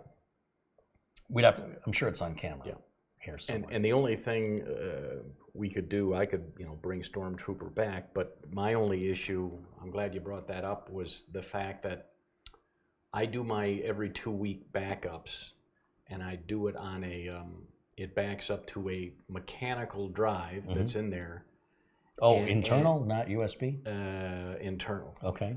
And not really a backup. That drive is getting full, but when I go to the file with all the backups, and I would kind of like to delete some of the older ones, it gives me that you don't have administrative, so it denies me to, and you once went in remotely for me and I think fixed that, but then it now for some reason it snapped back, and one day I spent hours looking at, okay, you go to this setting, you are the administrator, okay, it shows me as the, but then I right click on one of those to delete it. I'm patiently waiting for you to stop. Okay. But it's frustrating because I'm like... It's frustrating because you're not doing it right. Okay. Here's why. The folks at Acronis get support calls like, I had my backup on my USB drive when I got ransomware and it manipulated my backup so I can't restore it. What's wrong with you people? So Acronis has their protection starting so that none of your backup files can be altered by anyone at any time for any reason. To protect your backups. So if you want to delete those backups, you start Acronis and you say, I want to look at this backup file. Okay. And then you say, I want to delete the backup file. And Acronis will do it through Acronis. Through Acronis. Yeah, you have to. You can't go into File Explorer and delete it. It's protecting your backup file from being infected or manipulated. So, imagine being Acronis. Like, you can't win. No matter what you do, you're pissing somebody off. So when you look at your images in Acronis, you can browse your image files. Then I think you can right-click. It's an option in there to delete. Because to be honest, I'll tell you, I was this close to just wiping out that mechanical drive. Well, it's the Acronis protection service. Reformat. It would have allowed me to reformat that drive. I would have lost them all. Well, here's the thing. But if you hit Control-Alt-Delete, go to your task manager, and then you click more information and go to services, you'll see Acronis protection services. Oh. If you just shut that down, then you can delete those files. It's just that one service. But then as soon as you start the computer again, it restarts the service. Okay. But it's to do that is the absolute wrong approach. In my opinion, you should do it the way it's supposed to be done, and then you don't have to do this hanky stuff. But I'll try it. I did not know that I can delete. I didn't know either. Yeah, I tried the same thing you did, and I did this. My first reaction was, I'm gonna get rid of this service, right? Then I'm like, well, this is a stupid service, and I talked to Acronis about it, and they explained it, and I went, oh, that's actually a really good idea. I get it now. But yeah, they're doing that to protect your data. Yeah. Okay. So they don't want you to accidentally delete it. They don't want any virus or any outside influence to affect that file. And so that's good to know. Yeah. Yeah. That's why I'm glad you brought it up. It's a benefit for everybody watching. Yeah. That would make a great quick tips. I mean, to be honest, to show that. All right, I'll let Ramon. Yeah, because I can't be the only one that, I must have 8 or 12 backups, and it's starting to fill up the drive, and I want to get rid of the older ones and keep the newer ones, and I'm like, you don't have permission. I'm like, ugh. I bet you if we did a search here on YouTube, if I go to YouTube and I typed in, oh, I'm hitting the wrong keyboard again. You know why? It's right in front of me. So if I just move it, let's put it in front of you. Yeah. Here. Which one's this one? This one runs what? The keyboard's running that. Oh, that. Then yeah. And then this mouse is running that. This is what I need. Okay. You're like the back of the fire truck. I'm here at the front of the fire truck. And these people are the ones with the matches. I don't know. All right, so if I just go to Google search and type in how to delete Acronis backup files. Gotcha. Right? I bet Acronis right here, kb.acronis.com. Okay. How to delete old backup files. And they have a knowledge base article. They call it KB, just like Microsoft, KB knowledge base. And it says you're going to go to in the backup section, click the down arrow next to the backup to clean up versions. Gotcha. All right. Okay. So if you're having multiple versions, and then you can see what the version chain is, or you can back up all the chains and you want to start over again. Or if you want to delete individual files, well, no, it doesn't tell me, does it? If some of the backup versions are missing, the program will detect it and offer to delete broken records and dependencies. So Acronis wants to keep track of all that for you to ensure the file integrity hasn't changed the way Acronis left it. Because what I remember, is I've got 2 full image backups and then the incremental where it goes, you know, V1, V2, incremental. So I could get rid of the oldest full one, and then some of the later incremental ones, and keep, say, maybe the last 4. So I don't know, but it was maddening. I'm like, I'm a pretty smart guy, I think. Yes, this is all explained at Acronis' website. This was the very first link that popped up on the search. Good. Okay. But again, if I go to YouTube and I look, I'm sure there's probably a number of people that have covered it. I mean, there's no harm in me covering it. Yeah. It's just I hate to do stuff everybody else has already done. Just team viewer into me later, would you? Sure. Clickety, clickety, clickety, click. Time is money. I'm going to look on Acronis. Acronis, delete, backup files. 3 years, 4 years. That's 3 years ago, but I don't think it's changed. Okay. How to delete old backups. Oh wow, this guy's got a full desktop. This is Ogie Vloggy. What's he doing? Going here.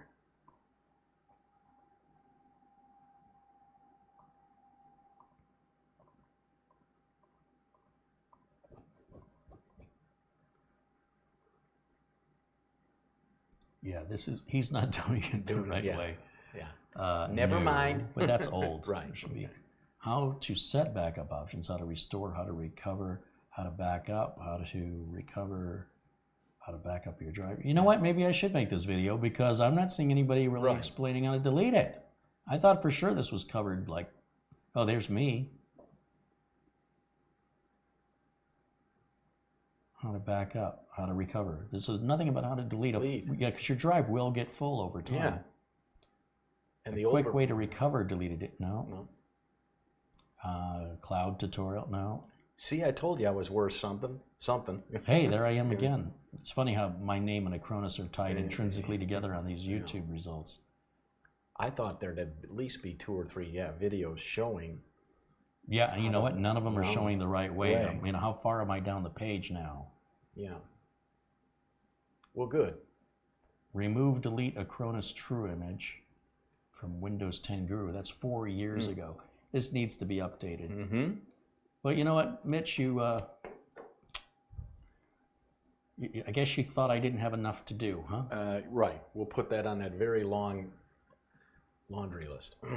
How are we doing here? Let's take a look. It's installing 74%. Yeah, that's where it kind of, people think it hangs. It's not hanging. It's working. It takes a while at 74. Then when it jumps to 75, when you're 74, yours should take a while too. Frank Jimmy contributes $5. Kerry always look forward to new videos. You're like the ice cream man of YouTube. Ice cream. We all scream for live streams. That's funny. And then as soon as you get close, we drive off and then stop, and then you run up, and then we run off. Right. Push pops. Dilly bars. The push pop. Ice cream. The orange push pop. Ice cream sandwiches. And bomb pops. Bomb pops. Ooh, drumsticks. You can get those at the supermarket. Yeah, they're not a big deal anymore. Yeah, but as a kid, unfolding that paper on that drumstick. That's true. Those drumsticks were different. Right. Like the drumsticks they sell in the grocery store are like real drumsticks. What they sold at the ice cream man was like squared off. Like the top was flat and the edges were they weren't round. Yeah. It was like a square scoop or something. And then they didn't have like the chocolate at the bottom of the cone like they do now. And then creamsicles. I really like those. Yeah. We were live Friday when the ice cream man drove by. Remember that? Yeah, I know. I'm like, what's that noise interrupting our stream? He's like, it's the ice cream man. Give me a quarter. A quarter. Ice cream. I got it. And you don't. Hey, the ice cream man's coming. You got 100? Yeah, give me a quarter. A quarter won't buy anything. It's not even going to get you a gumball. Yeah. Give me $2. I used to have a friend who would get the bubblegum ice cream and then save the bubblegum in the corner of his mouth. And then when he was done with his ice cream, he had a big old wad of chewing gum.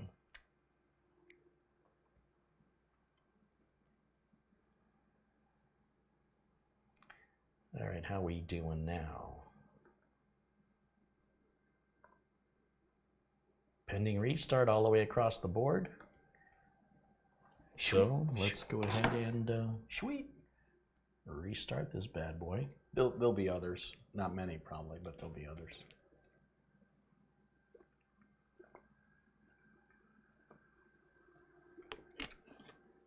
We'll find out here in a minute.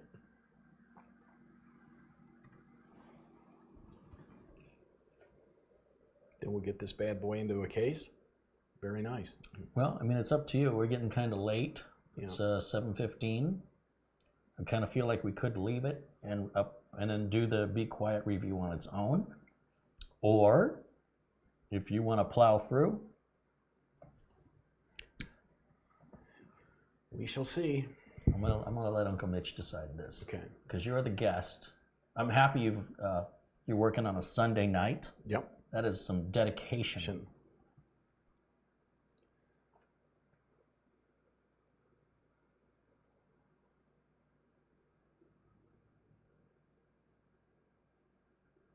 If it was square, it was not a true drumstick. I guess what I'm trying to say is, when you get the drumsticks at the grocery store now, they look like a ball, like a scoop of ice cream on top, and it's dipped in chocolate with nuts on it. The ones we used to get from the ice cream man, they had like a top you'd pull off. Right. So the top was flat, not round. Yeah. And then you'd peel the paper, which got oftentimes stuck to the cone. To the sugar cone. Yeah, it would stick to it. And you're like, well, it's okay to eat the paper, you know. Won't kill you. Yeah, and so you'd peel that paper, and then the cone, the edges of it were smooth. It wasn't round. Yep. So square isn't the right word, but it was squared off. The opposite of round. That's why I use the word square.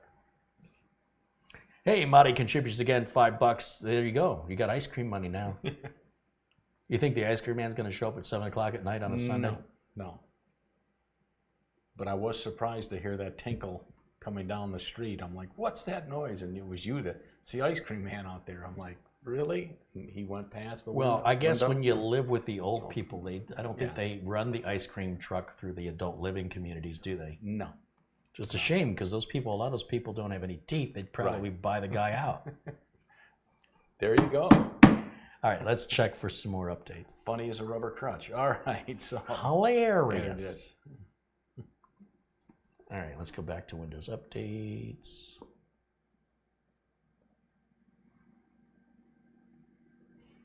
View optionals. See, now it says there's a Realtek network driver. So is it Intel or is it Realtek? I would lean on the fact it's probably Realtek. I don't know what that Intel net thing was. That's kind of weird. But you can look any of these knowledge base articles up. You see how the screen said updates available, and then eventually it flipped? Yep. We're going to check for updates one more time.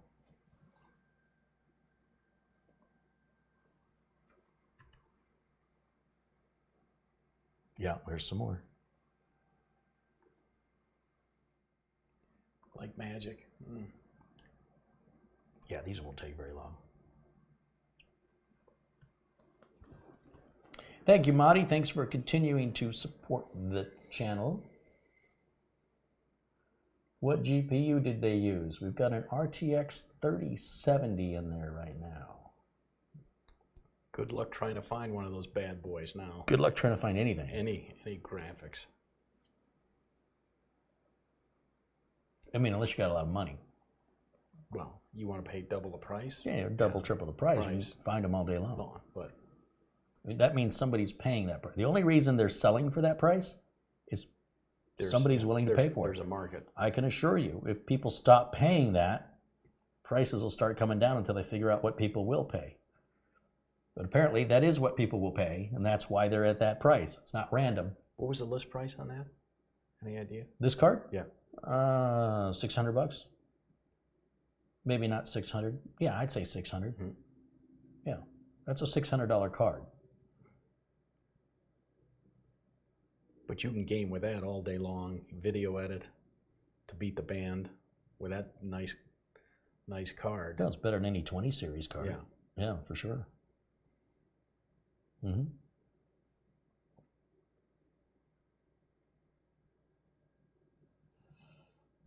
GWI says, hello, sir. We overcharged your credit card the last time you were here. If you give me your credit card info, I'll refund plus an extra 10%. You know what you should say to when they do that? You should say, you know what?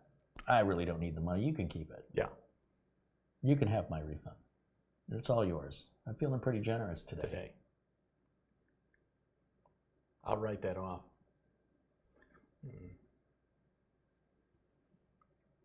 I like it when they're like, well, we've got a check here for you for you know, $1 million.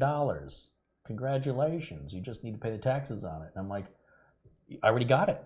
They're like, what? I go, no, I already got the check. It arrived like 3 weeks ago. Thank you guys so much. What are you talking about? No, we've got the check here. I'm like, no, I cashed it. Yeah. So that one, you're and they're like, no, good. we have it. I'm like, well, I'll tell you what, you can keep that one. Give it to a charity. Yeah. Because I'm set for life. Thank you guys so much. Thank you. You've changed my life. I just can't believe. Let that be a blessing for somebody else who's in need. Donate it to the nearest charity in my name. Thank you so much. And they don't know what to say after that. They're like, but you can't have it. No, I did. Does that say restart required? Probably. In that very small print. I gotta make the screen bigger. I like to mess with them like that. Like when they say, we're gonna renew your Amazon Prime or something. Whoops. And then if you don't call, we're gonna automatically charge $3.99. So I call them and I go, you're gonna renew my Amazon Prime for $3.99? They're like, yeah. I said, are you sure that's not a mistake? They're like, no, it's $3.99. I'm like, well, I paid like $5.99 last time, so $3.99 sounds like a great deal. Go ahead. And of course, I'm lying just to mess with the scammer because he's lying to me, or she's lying to me. And then, and like, they say, okay, well, which credit card? I go, whatever one you were going to auto bill it. You said you're going to auto bill it. I said, yeah. I said, well, go ahead. Go ahead and auto bill it. We'll use the card number you've got. We just want to verify it. Well, it's fine. Whatever it is, it's fine. I'm good with it. Thank you. Have a nice day. And then I hang up.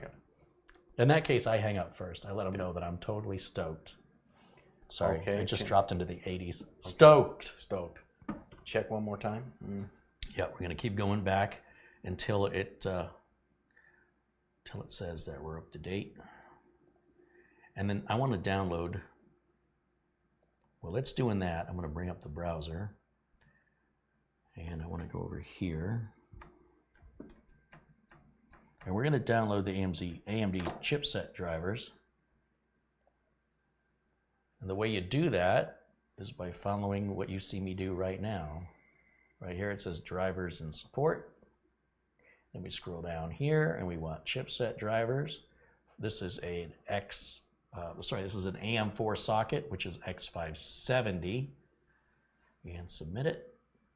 And this is the Windows 10 64-bit drivers. These were released the 4th of February. We're going to download those. And while that's happening, we can minimize this and see how Windows Update is doing. Windows Update says we're up to date, so we're good on that. We'll close it out, bring the browser back up, and just finish downloading. So we'll click that one time. It's going to open and starts to install. I can go ahead and close the window just because it bothers my OCD and I want to see what's happening. Now, I don't know which chipset driver we got from Microsoft's Windows Update. It did give us one.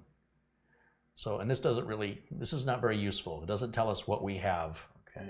It says this is what you can get. Yeah. So I'll say, okay, let's get it. These updated chipset drivers often increase reliability, increase performance, and increase security. That's important, especially with AMD, because it's still evolving. It's still a fairly new chip, and they're still refining it, and they're still finding errors with it. Just like I said, there's USB disconnects affecting a lot of people with X570s. Imagine you're gaming on your bargain AMD gaming system that everybody on the internet convinced you was better than Intel, and then your mouse just disconnects for no reason in the middle of your game. AMD thinks they've got it figured out, but they're not sure. That's going to be part of a new Aegis update. Aegis, A-E-G-I-S. That's the thing AMD provides to the motherboard manufacturers to sort of plug into their BIOSes. And AMD thinks that update is going to fix it, but it's not affecting everybody. So it's intermittent, and that means, of course, You got to be patient to go off, the data they've got. I hope this is going to do more than whatever it's doing right now, because well, it's a nice picture. Oh, it's doing something. Yeah. Hello. What is this doing? I am so sick of AMD. I would just once like to throw an AMD system together and just not have any problems. Now, I will say the Thready's Revenge, that one went fine.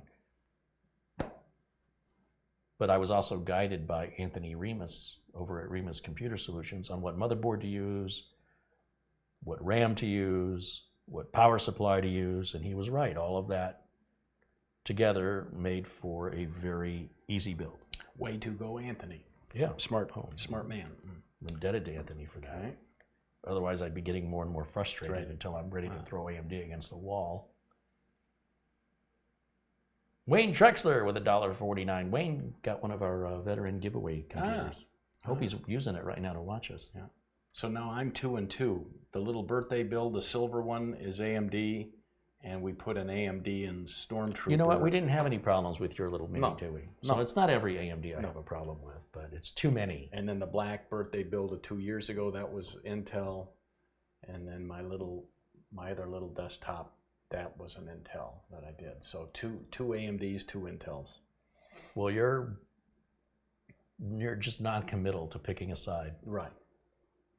Usually once they're up and running, they run well for a long time. However, Intel. Go Intel. it just sounds like a bunch of old men talking about Intel. Young kids like AMD.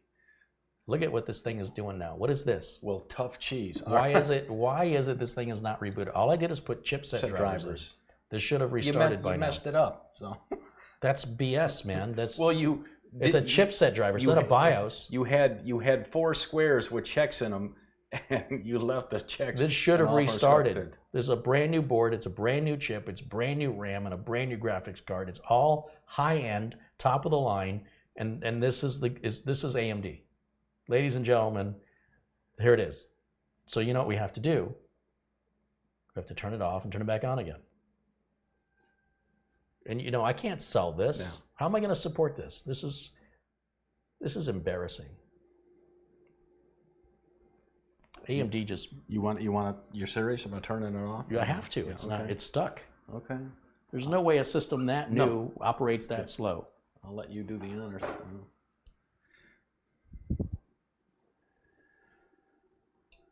Okay. Well, that worked. You know, no prompts going. Oh no, it did prompt. It did prompt restart. Yeah, and you clicked on it. And then it sat there at the wallpaper for a long time. Then it went to restart, and then it just sat there without posting. And nothing about the chipset drivers is doing anything to the BIOS. There's absolutely no excuse for that. I've about had it. Seriously, like I am so done with AMD, and the fact that these people online are like, oh, I didn't have any problems. Okay, well then show me your build. Let me see you. Go build one and put it on camera. So because I don't believe these people anymore. I just don't believe them. Yeah. There you go. And you know what? Like you said, we've been on a while. I think, you know, I should get going and go home and take a slug of Geritol. You know what I mean? You remember? I've got a flash drive over here with my utilities in it. Okay. That's Acronis. Windows 10. Utilities. I'm going to run Uncle Carrie's Windows 10 optimizer on here. Yeah.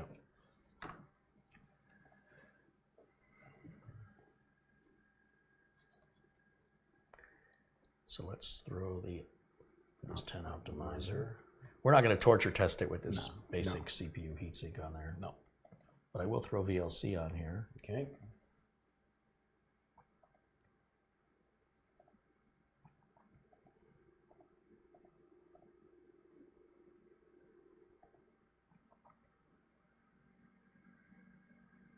You can do both at the same time.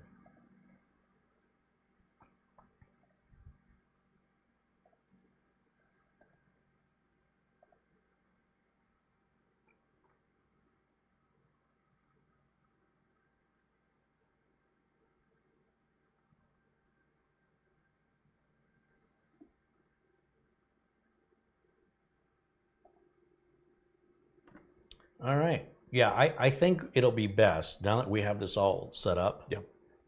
Because again, the whole purpose for this was so that we could review the BeQuiet, was it the Silent Base 802 and the Pure Loop 360 millimeter liquid cooler, which this is a great chip. You know, 3950 is a hot chip, and having a liquid cooler on it in that case, which is big and has ample room for a liquid cooler, seems like a nice, good combination of parts. It's just getting it prepped and ready is, if you can't tell, very frustrating when I'm accustomed to having things done like this, and then I run into snags with AMD, and then I run into snags with AMD, and then I run into snags with AMD, and then I run into snags with AMD, and then I just start losing my patience on it. Now, this all started with a bad board that has nothing to do with AMD. Right. So I want to make sure we acknowledge that. But everything that's happening over here, unacceptable. It's all brand new. It shouldn't be doing that. So again, there's no sense in any benchmarking of this because we want that liquid cooler on there. And then I will put the latest GeForce driver on there versus, you know, whatever we got from Windows Update. But I'll leave it out. I might have to disconnect it and move it aside, but this will be ready for us to then install the power supply and the motherboard into the Silent Base 802 and get the liquid cooler installed. And with Windows 10 already done, and we don't have to go through all this nonsense. And it'll be quite a heck of a build. You know, there's no doubt when these run, they run well. The performance on the 3950X is better than on the original Threadripper chip. And you know the nightmares I had with that one. That was the first build. Was that when you and I met? Yep. That's crazy. The original, well, we're all set. Back to the Windows. All right, so what I'm going to do, we'll go Control F here. So, or I guess we won't. See, on OBS, you got to select the camera you want first, and then Control F. And yeah. Any final questions in the chat? We will be happy to address any questions. We're just under 2 hours. Yeah. And we've had, I think we've had a good connection today. Yeah. Had a couple of drop frames, but not much. Ignore that 5-second blackout. Yeah, that's my bad.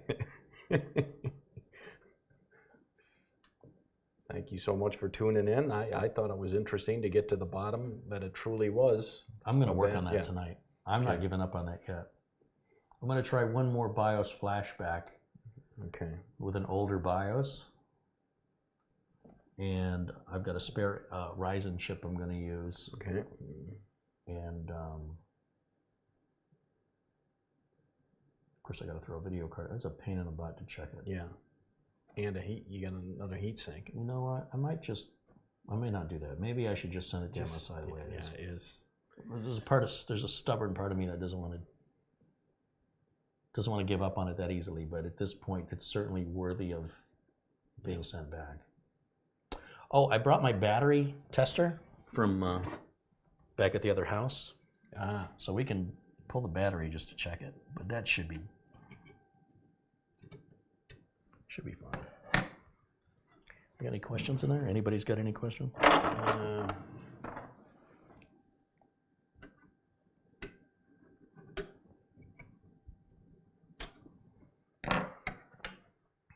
don't see any. Trying to think how you test this. I'll get out of frame so it. Oh yeah, that's pretty charged.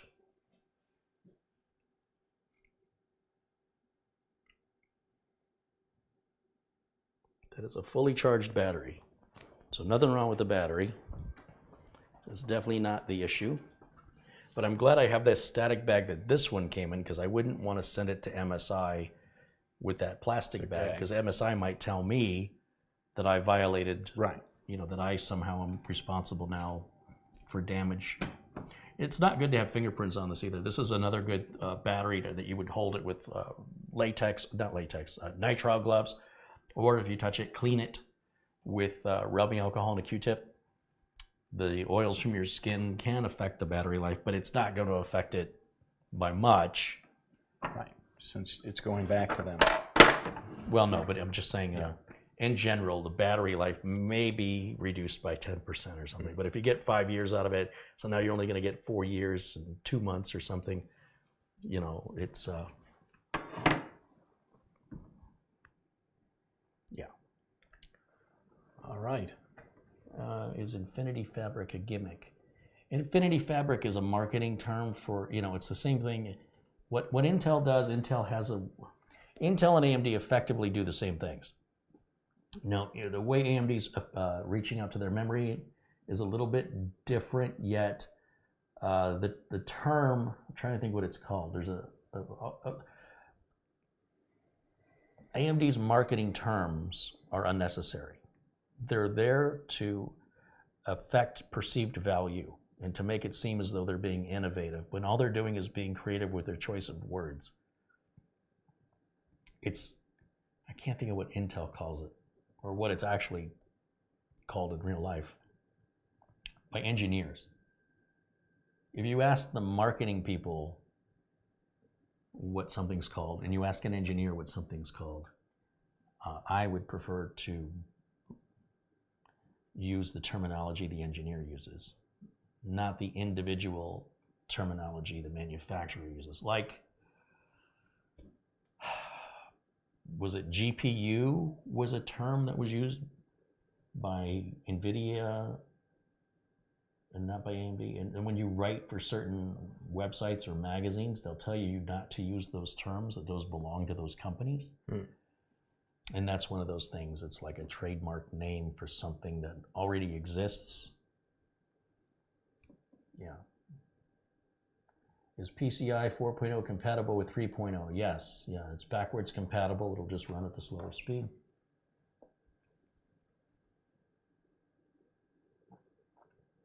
What else? Catherine says, I don't think they will accept the RMA. Well, they don't have a choice.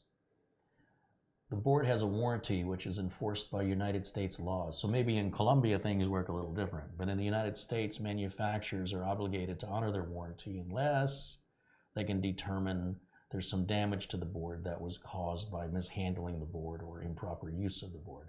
This board doesn't show any signs of damage whatsoever, except for the I/O shield here where it was bent, but that has nothing to do with the circuit board. And you know, they could take that I/O shield off and put it on to replace a board if that was their biggest complaint. But they are obligated under the, I believe it's under the FTC. And you'll have to put the cover back on that. No, there's no cover on that because there's no pins in there. Oh, okay. The pins are on the CPU with an AMD. On an Intel socket, you'd have to cover it. Yeah. Yeah, here we go. Echo in the Bunnyman has a great example. It's like calling a hot tub a jacuzzi. Jacuzzi is a name brand. Right. It's like, I'm going to go use the Xerox machine when you mean you're going to use the copy machine. Yeah. You want a Kleenex, brand name. John wants to know if I've ever been denied an RMA on anything. A long time ago when I had some ASRock motherboards, they were burning, they were catching fire. ASRock refused to RMA them. And that's why I stopped using ASRock boards, because these were 3 different customers that don't know each other, 3 different builds, 3 different power supplies. ASRock was saying it was my power supply without so much as seeing it. And I did, you know, I had to buy my customer a new board at my expense because the customer was under warranty. And I'm just counting my lucky stars that the little fire that happened on the motherboard didn't burn my customer's property. And that's embarrassing. So I got to deal with this embarrassment. The manufacturer denies it. When the second and the third one came in, I started taking pictures of them. And I kept the old boards in the closet for potential class action lawsuit status for evidence in a court case. And then I just stopped using ASRock after that.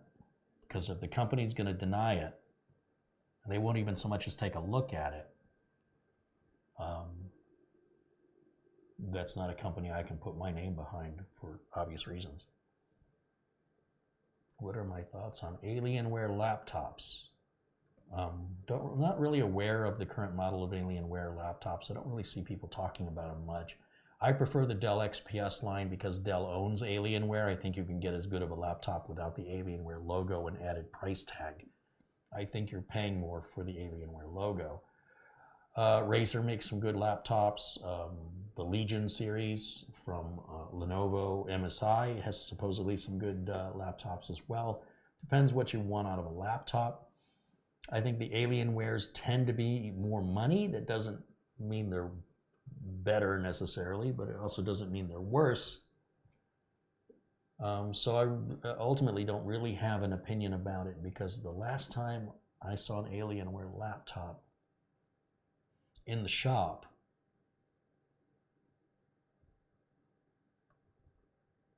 well, it's been a while. It's been a while. I know the people that have had them have been happy with them, but I know the people that have them have more money than me, because I know they're really expensive.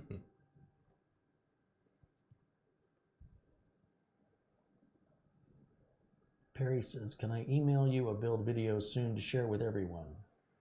Yeah, but know that I don't share all build videos. If your build video is clear, if you have shot it with a steady camera, you're not jumping around all over the place. If you show your face and say who you are and explain what you're doing and show your parts and explain why you've selected those parts, that would be a fantastic build video I would love to share with everybody. If on the other hand, what you've done is kind of mishmash together some poorly lit video, whether you put any music in it, I cannot use it. If there's any music in it at all, I can't use it. If you won't show your face or explain who you are, like, hi, my name is Perry, and you know, if there's none of that, it's just not the style of my channel.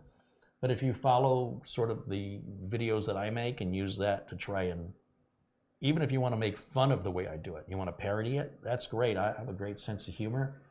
I would love to share it.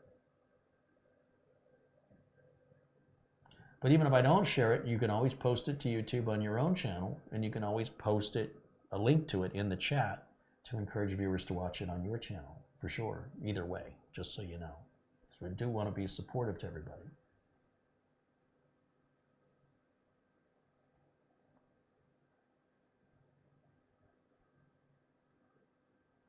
G.W. Eisen says the Magnuson-Moss Act was enacted by Congress in response to merchants' widespread misuse of express warranties and disclaimers effective July 4th, 1975. I would have been 6. Oh, cool. In June of 75, I would have been 7.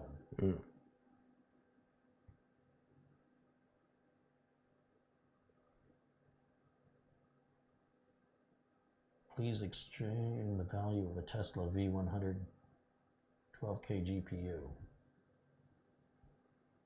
I wouldn't have to if you actually needed one. If you don't need one, it has no value to you. If you're on a mining rig in the middle of the ocean and you need to scan the ocean floor, you're not going to be doing that with a gaming card.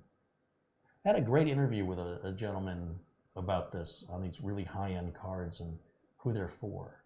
Because a lot of the people watching the videos, they don't have an understanding of a video card being used to actually do any work. All they can think of is you only want that for gaming. And some of the process, especially topography mapping underwater and stuff like that, the computational power required to do that is immense. Like, I don't even know if you can wrap your mind around the amount of power they need to have for that. And it's very, very expensive. But you know, when you've got a mining rig out in the ocean, that whole thing is really, there's nothing cheap about drilling for oil in the ocean. And a big part of that is mapping the ocean floor as they search for not only where oil exists, but where they can drill. And that's one example. Carrie, I miss your kitchen and your 2 dogs. Well, we'll be back there soon enough, at least for a couple of videos now and again, just not yet. Nate says he was born in '82. That's gonna make you feel old, huh? Yeah.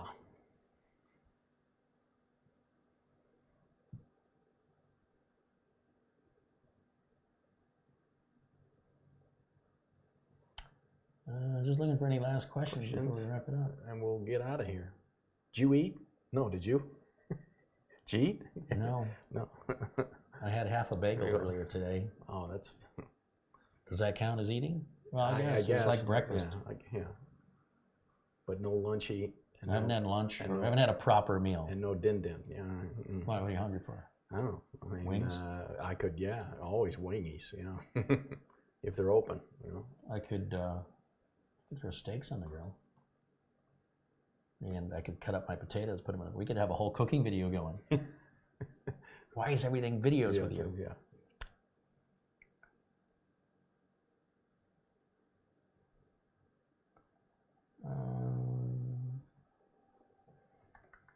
Anything else? I don't think I guess nobody's got any questions, so I'm gonna turn that bad boy off. Yeah, well, if I go back to camera 2, I'm gonna hit the power button. This power button right here. And when I tap it,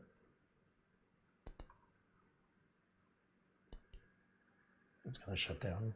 Wow. You see that? The video went off. And now the machine is off. But I feel better that I have a working guts to go into this case.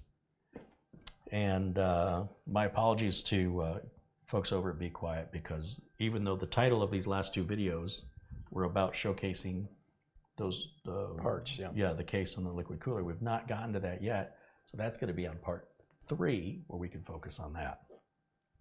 Madi again with a contribution of $10. Hey Madi, thank you so much.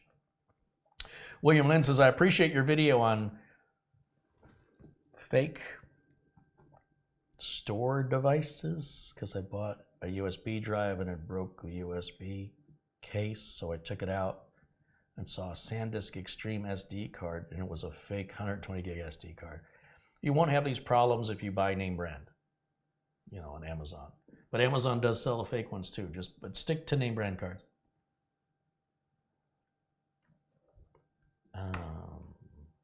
Frank Jimmy says, "Stop! You're making me hungry." Oh, okay. Well, come on over, Jimmy. You can join us. Just put your mask on. Yeah. NVIDIA Tesla cards are for computation only and can be over $8,000. $8,000 is nothing. If you study the again with these big oil rigs, and that was the reason I keep going back to that was the example that the guy used for me. Yeah. He stuck with something we can all relate to. So they have that event. What was that? The Horizon. Okay. That was like a big disaster. These things are massive little floating cities, effectively, and the work that they do is very, very technical. And really should find somebody who does that for a living. I don't know what they're called. I don't know what that line of work is called, where you're not the one running the pipeline. You're the one sitting in the computer room studying what's coming. There's like radar, sonar, measuring the topography of the ocean floor and then mapping it out in real time on the screen. It's pretty incredible. But I don't know what that person's job is or what their job title is. But would love to get one of those folks on to explain it. And I'm telling you, an $8,000 card is nothing. Some of these cards are $40,000 to $50,000, according to what the guy told me at Newegg a couple of years ago. And that's an interview I did. That's still available to watch on Newegg's video channel. You'll have to go back if you just Newegg. Carrie Holzman, I think, should pull all my videos up with Newegg.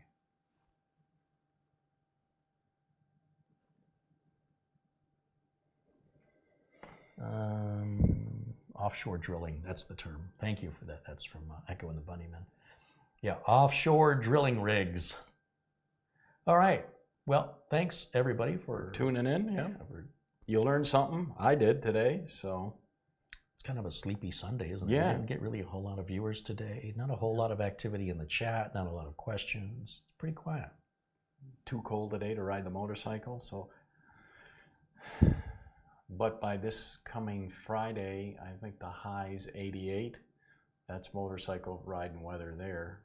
So, yep. He says part 2 Friday, part 2 Sunday. Was that part 1 on Friday? I thought that was part 1, yeah. Did I mistitle it? Let me see. If I don't check it now, I'm going to forget. Hey, I know that guy. Yeah. Let's see if we go to YouTube Studio, Content, Live Videos. Yeah, it doesn't say part 2. Just says live. Now this one says live part 2. And if I look at the notes, did I phrase it wrong here?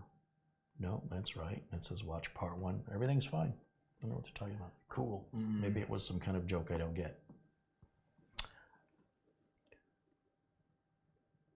Well, everybody, enjoy daylight savings time. If you have it, we don't here in Arizona. So. Did you know they call it daylight saving time? Okay. I never called it daylight saving time. It's always daylight savings. Yeah. Plural. Well, apparently the news thought it was important enough to do a whole piece on that. Okay. Maybe there's a new Family Guy on tonight, and maybe some Last Week Tonight. You ever watch that? Yeah. I don't think there's going to be anything else on. John Williams says, thanks for another fine stream. Nice to see Mitch again. Well, I guess you get all the accolades. Thank you, thank you. Tim Too Much says, Kerry, thanks for the show. Have a good night. He's been on early chat for quite a while. We're going to make Tim Too Much blue. Marty, thank you for your contributions tonight. Richard S., thank you. Wayne Trexler and Frank Jimmy, as well as Frankie B., John Young, and of course Tom Jackson, who kicked us off with our first contribution earlier today. And yeah, we'll follow up sometime this week to do the actual review of the BeQuiet case. We'll get these parts put in along with the liquid cooler, and then that should only be a couple hours too. That's the benefit of breaking these into a few days. And then Studio B is a lot closer to your house, so you're not driving anywhere as far as. Just remember Wednesday, St. Patty's Day, so I may be a little glug. Yeah. I got plans Wednesday, and I'm back in the dentist chair on Thursday, but then everything will hopefully come back to normal on Friday. Yeah. Rock and Rob says, hey, I'm sorry I missed tonight's show. I caught it too late. It doesn't matter how long we're on. Right. We could be on 20 minutes, 6 hours, 12 hours. Somebody's going to jump in and go, oh, I just got it. You still have the DVR thing, right, where they can... Oh, yeah, they can rewind this. Yeah. So. And there's Crystal Robinson says, thank you, both of you. Thank you, Crystal. And Terrell, Echo and the Bunnyman, Catherine, Anna Hauserman, Ron, I missed it. See, Ron just came in. Damn, I'm late. Jaitesh, I can't read that so far away. Dorado Systems, hello, Kerry. I liked the video with the BIOS update windowed. Why did you not choose to install the BIOS from the download pack Win version? Because it was an older version. It was not the same version. I thought I covered that. Didn't I cover it? I thought, yeah. Didn't I explain that? Yeah, sometimes when you use the utility and you say, what's the latest BIOS version? Pay attention. Look at what it said the latest BIOS version was, and then compare it to the version I installed, which was newer, and it wasn't offering me the new one. And it's not a beta, so I don't know why I did that, but it's pretty common that they do that. Common enough that I was ready for it. I was like, all right, let's see if it offers. A lot of times when it's checking on its own, it's not giving us the latest information. So I don't trust automation. It's never worked well in computers. It still doesn't work well in computers. So, all right, thanks everybody for watching. We'll see you all again very, very soon. Until then, bye for now. I wasn't ready. Okay, then you say.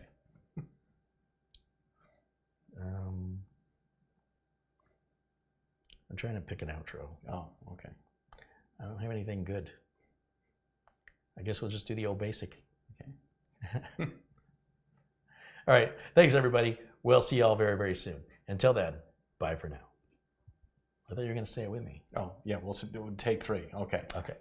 Thank you all for watching. We'll see you all again very, very soon. Until then. No, I thought you weren't going to say the whole thing with me. I thought you were just going to do the bye for now part. Can we go? All right. Bye for now. All right. Bye for now.